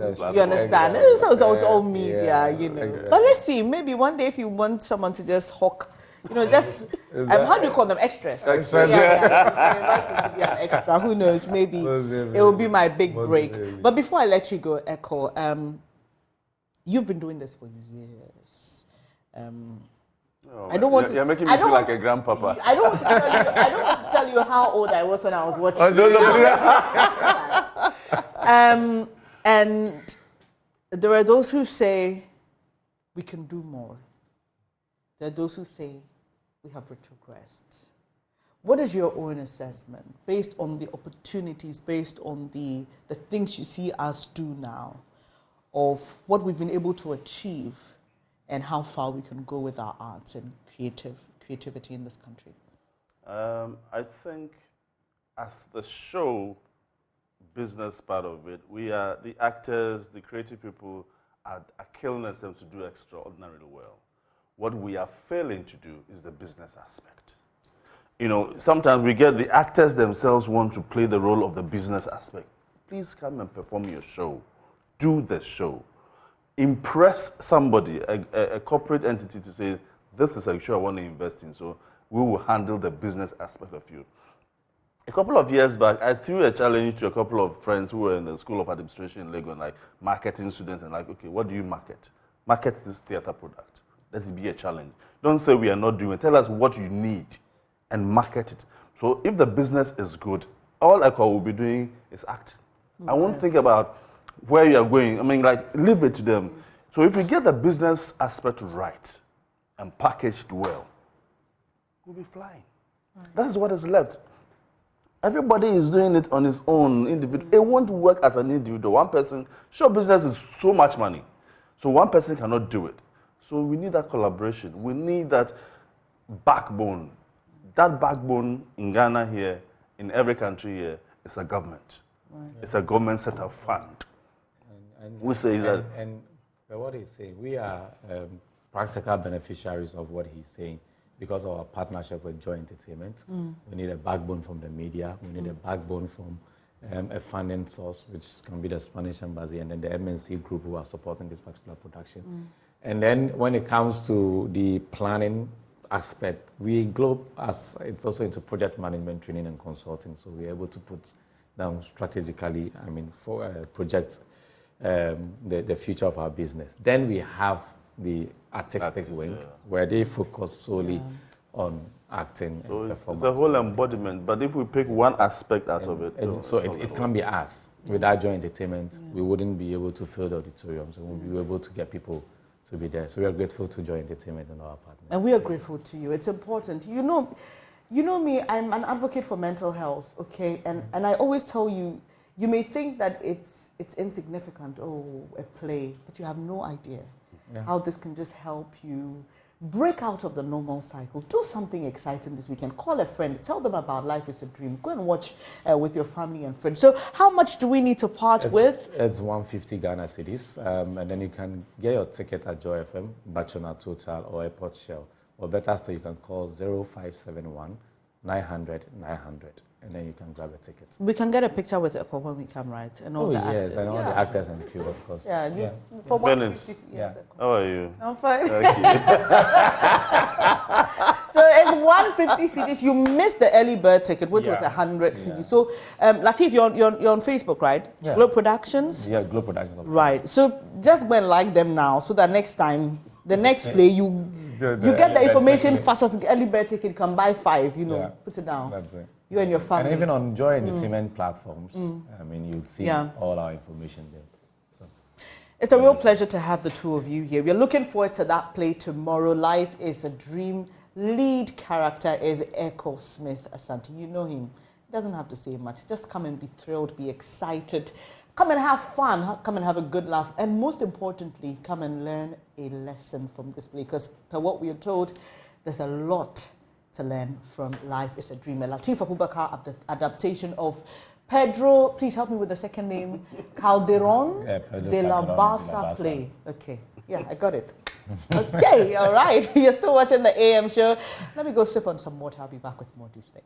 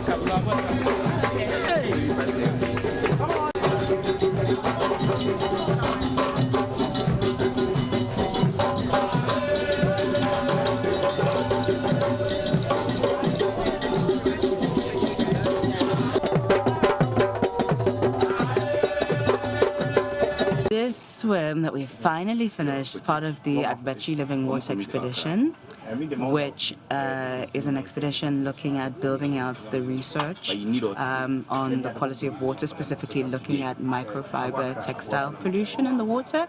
So in Accra, we see there's super high levels of textile pollution, and we just wanted to know and understand whether that's a problem in other parts of Ghana, and specifically on the Volta River, which is one of, if not the most important internal waterway for Ghana.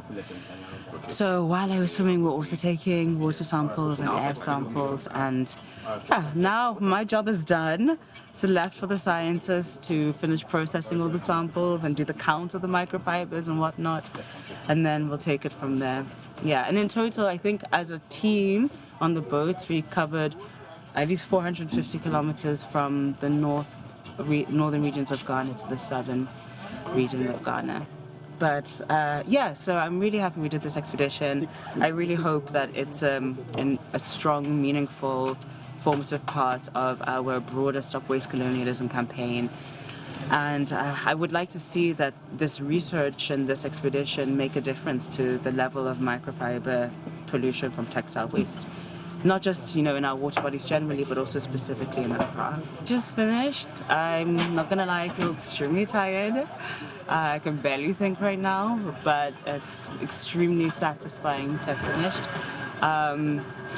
Yeah, it's just hard to have perspective.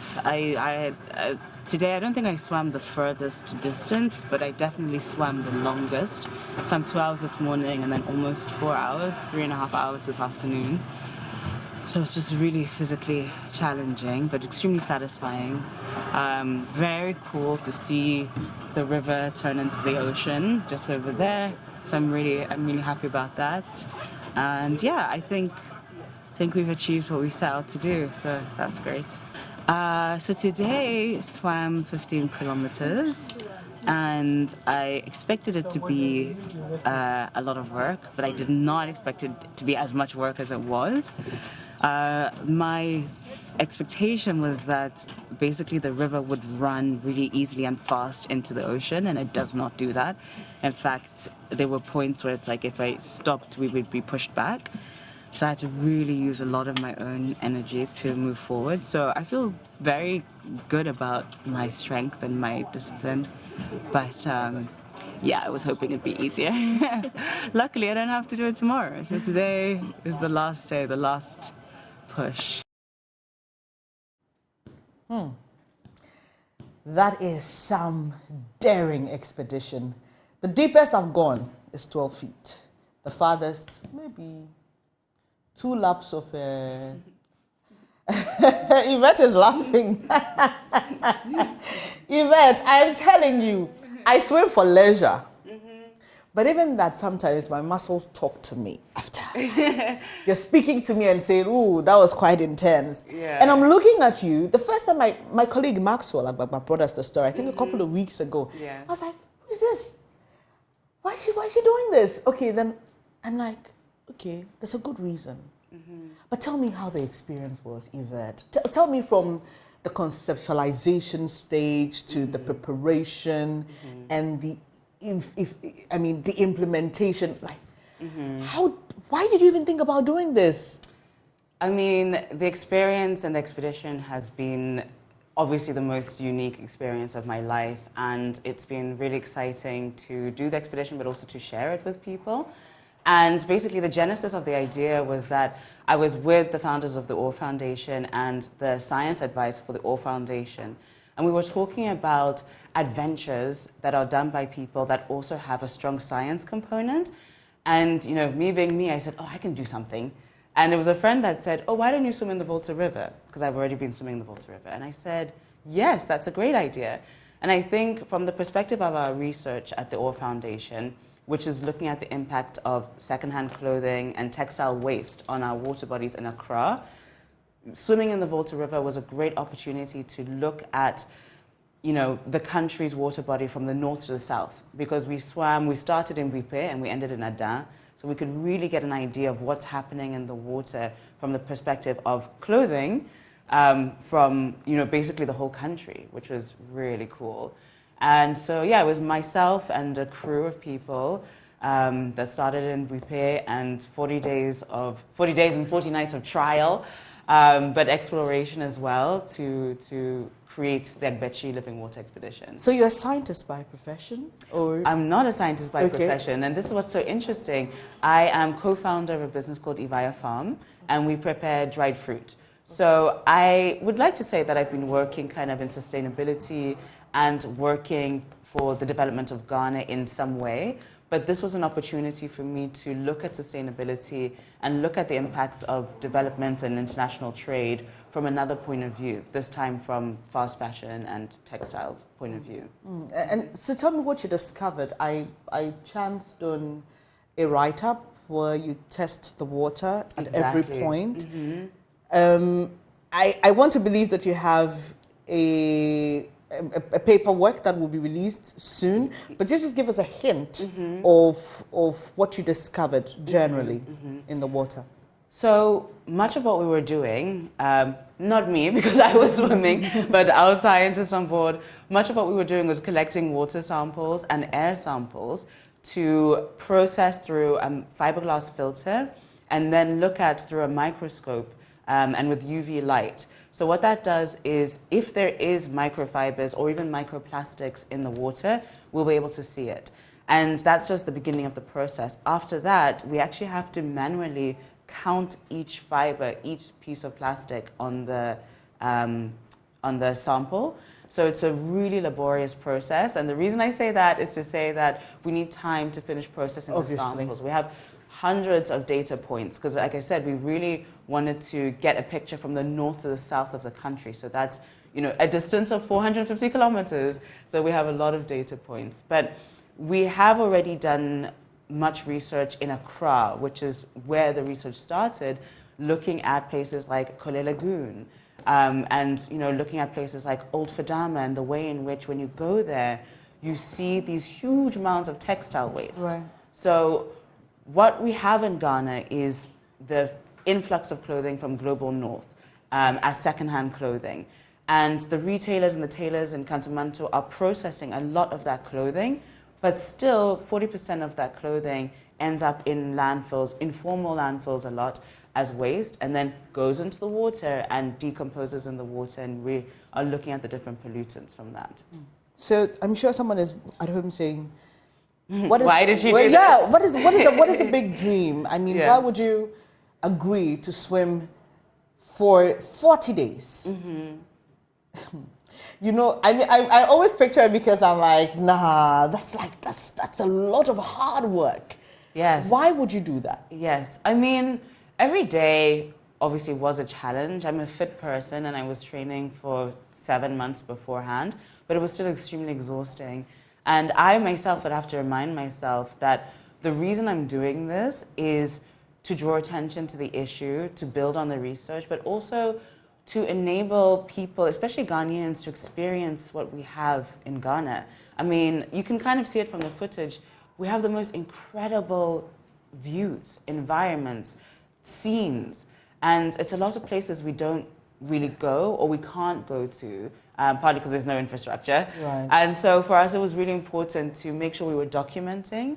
And so for me, there was the joy of swimming itself, but also the joy of being able to take people to see what I could see. That's important. Mm-hmm. And as you said, they're great scenes, and it even shows the opportunities we have even in terms of water sports. Right. Because I'm looking at this and I'm like, oh, we can do what other people do in other countries, right? Definitely. We don't have to restrict swimming to, indoors or being in a pool or something like that. We can have people. Yvette can even compete for us in the Olympics. What do you think? I've been talking a little bit too much. Yeah. No, because I mean, this is a lot of hard work. So Yvette works with the All Foundation, right? And they have been doing some incredible work here in Ghana. But I'd like for you to tell me what the All Foundation is about and the other types of work that you've done. Mm-hmm. So the All Foundation is an organization that's working at the intersection of education, fashion, and development. And the core work that we're doing is to look, as I said, at the global trade of secondhand clothing and the impacts that it has in Ghana. So the Agbechi Living Water Expedition is part of a larger research project looking at water, but actually we have a delegation of Ghanaians from Kantamanto and from the All Foundation in Europe right now as part of our Stop Waste Colonialism campaign. So right now, there's a lot of talk about like the waste that's produced, but we have people who are providing a solution in Kantamanto. And what we want is something called a globally accountable extended producer responsibility. Right. It functions kind of like a tax. So it's saying to producers of clothing in the global north, if you want to produce all this clothing, okay, but there's got to be money towards the people who have to deal with the problem. Perfect. Where the problem is being experienced. Perfect. Yes. So they're in France right now calling for that policy to be implemented and, making people aware of what's happening. Because I think for those of us in Ghana and abroad, we're not really aware of the issue. other than we kind of see rubbish in the distance, but we really want people to be able to see closely and understand exactly how it works. So you were doing this, there have been news stories, I've seen even on international media. Yes.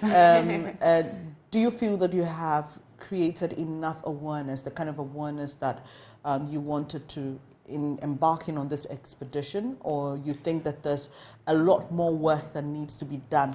Basically, I'm just asking, do you feel Ghanaians connected with the vision that you had, for which reason you stepped out to do this? Right. I mean, I think there's always more work to be done, but I do feel incredibly supported. I do think people are really engaged, and that was the point of the swim, to create an entry point. Now, what I would love everyone to do, what I would love you to do, is to consider signing our petition for that EPR. So you can go to stopwastecolonialism.org or just Google Stop Waste Colonialism. And we have a lot of information about what we mean by waste colonialism, basically talking about the movement of clothing to Ghana, and then sign the petition to try and implement that extended producer responsibility policy.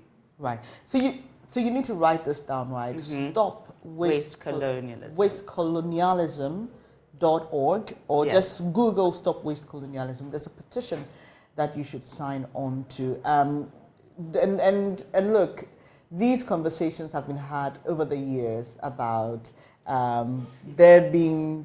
Ghana being a dumping ground. Okay. Unfortunately, it's not only fashion. Unfortunately, sadly, it's not only fashion. There's tech, the electronic gadgets. Sometimes you go to some of the markets and some of the things you see being dumped on us, you ask yourself, really, where's the dignity in that? Dignity is such an important word, and what we want to do with the EPR policy and the funds generated from EPR is to ensure people are working in dignity.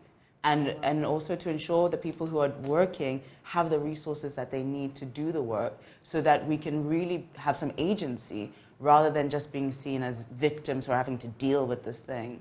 Is the OR Foundation based in Ghana?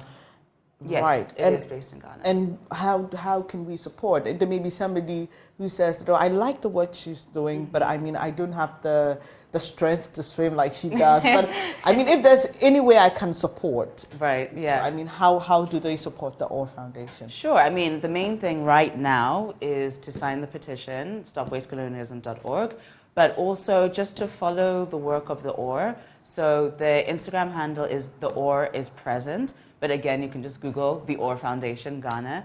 And we have a number of different activities that are going on. And there's also a number of events where people can learn more about the different impacts. So right now, it's signing the petition, but also staying aware, staying connected to the activities of the foundation. And you mentioned that you also do dried fruit? Dried fruit, yes, Okay. yes. So I co-founded Ivaya Farm with my business partner, Emmanuel Ampadu. We've been operating for about 5 years now. Everyone in our team for now is young. Every year I'm a few years away from being young. But we're a young team that really working and fighting to develop Ghana from in a sustainable way, looking at farming, looking at agriculture. We do dried mango, dried pineapple. It's available in local supermarkets. It is, okay, because I was just going to ask that. You are such a bundle of joy. I mean, because I'm looking at all the things you're doing. How do you manage it? I mean, working here with the OR Foundation, your agribusiness work. How do you juggle all of these things? I was just saying in another interview that starting from when I was doing my training, I had to give up some elements of my social life. And so I spend a lot of time working and training, but I have a really great core group of friends. And I'm not really gallivanting in town. I'm mostly... You're sacrificing a lot to achieve what you want. Yes, because I think it's worth it. And of course. When I was swimming in the Volta River, I mean, I keep coming back to the word joy. You really experience so much joy, and I want other people to be able to experience that. And it gives me a sense of purpose, which really motivates me. I'm so happy to host you. Yvette Teta is her name. So if you see any other country claiming her, please, she's ours. And she's been doing some incredible work with the OR Foundation, swimming in the Volta Lake from Bupe to Adan. Goodness, this lady is so strong, man. And she's been doing this because she wants us to focus on textile pollution, right, and the impact of that on our water body. So we'll be looking forward to the findings, and definitely I know that you will share with us, because you've done a great work sharing this experience with us, right. And you definitely will share the findings with us, and I will share them with you, so we all understand the impact of textile waste, especially on our water bodies. Thank you so much, Yvette. Thank you very much. And you can go follow her foundation, the OR Foundation. Is the OR Foundation on all social media platforms? Yes, at the OR is present. At the OR is present, and follow the work they're doing. Don't forget to sign that petition, right? It's important. If you support her work, just help us achieve some good results with all the work. And that'll be it for my conversation with Yvette Tete. She's an entrepreneur, and she's been doing some great work here in Ghana. I'll be back to wrap up the show. Do stay.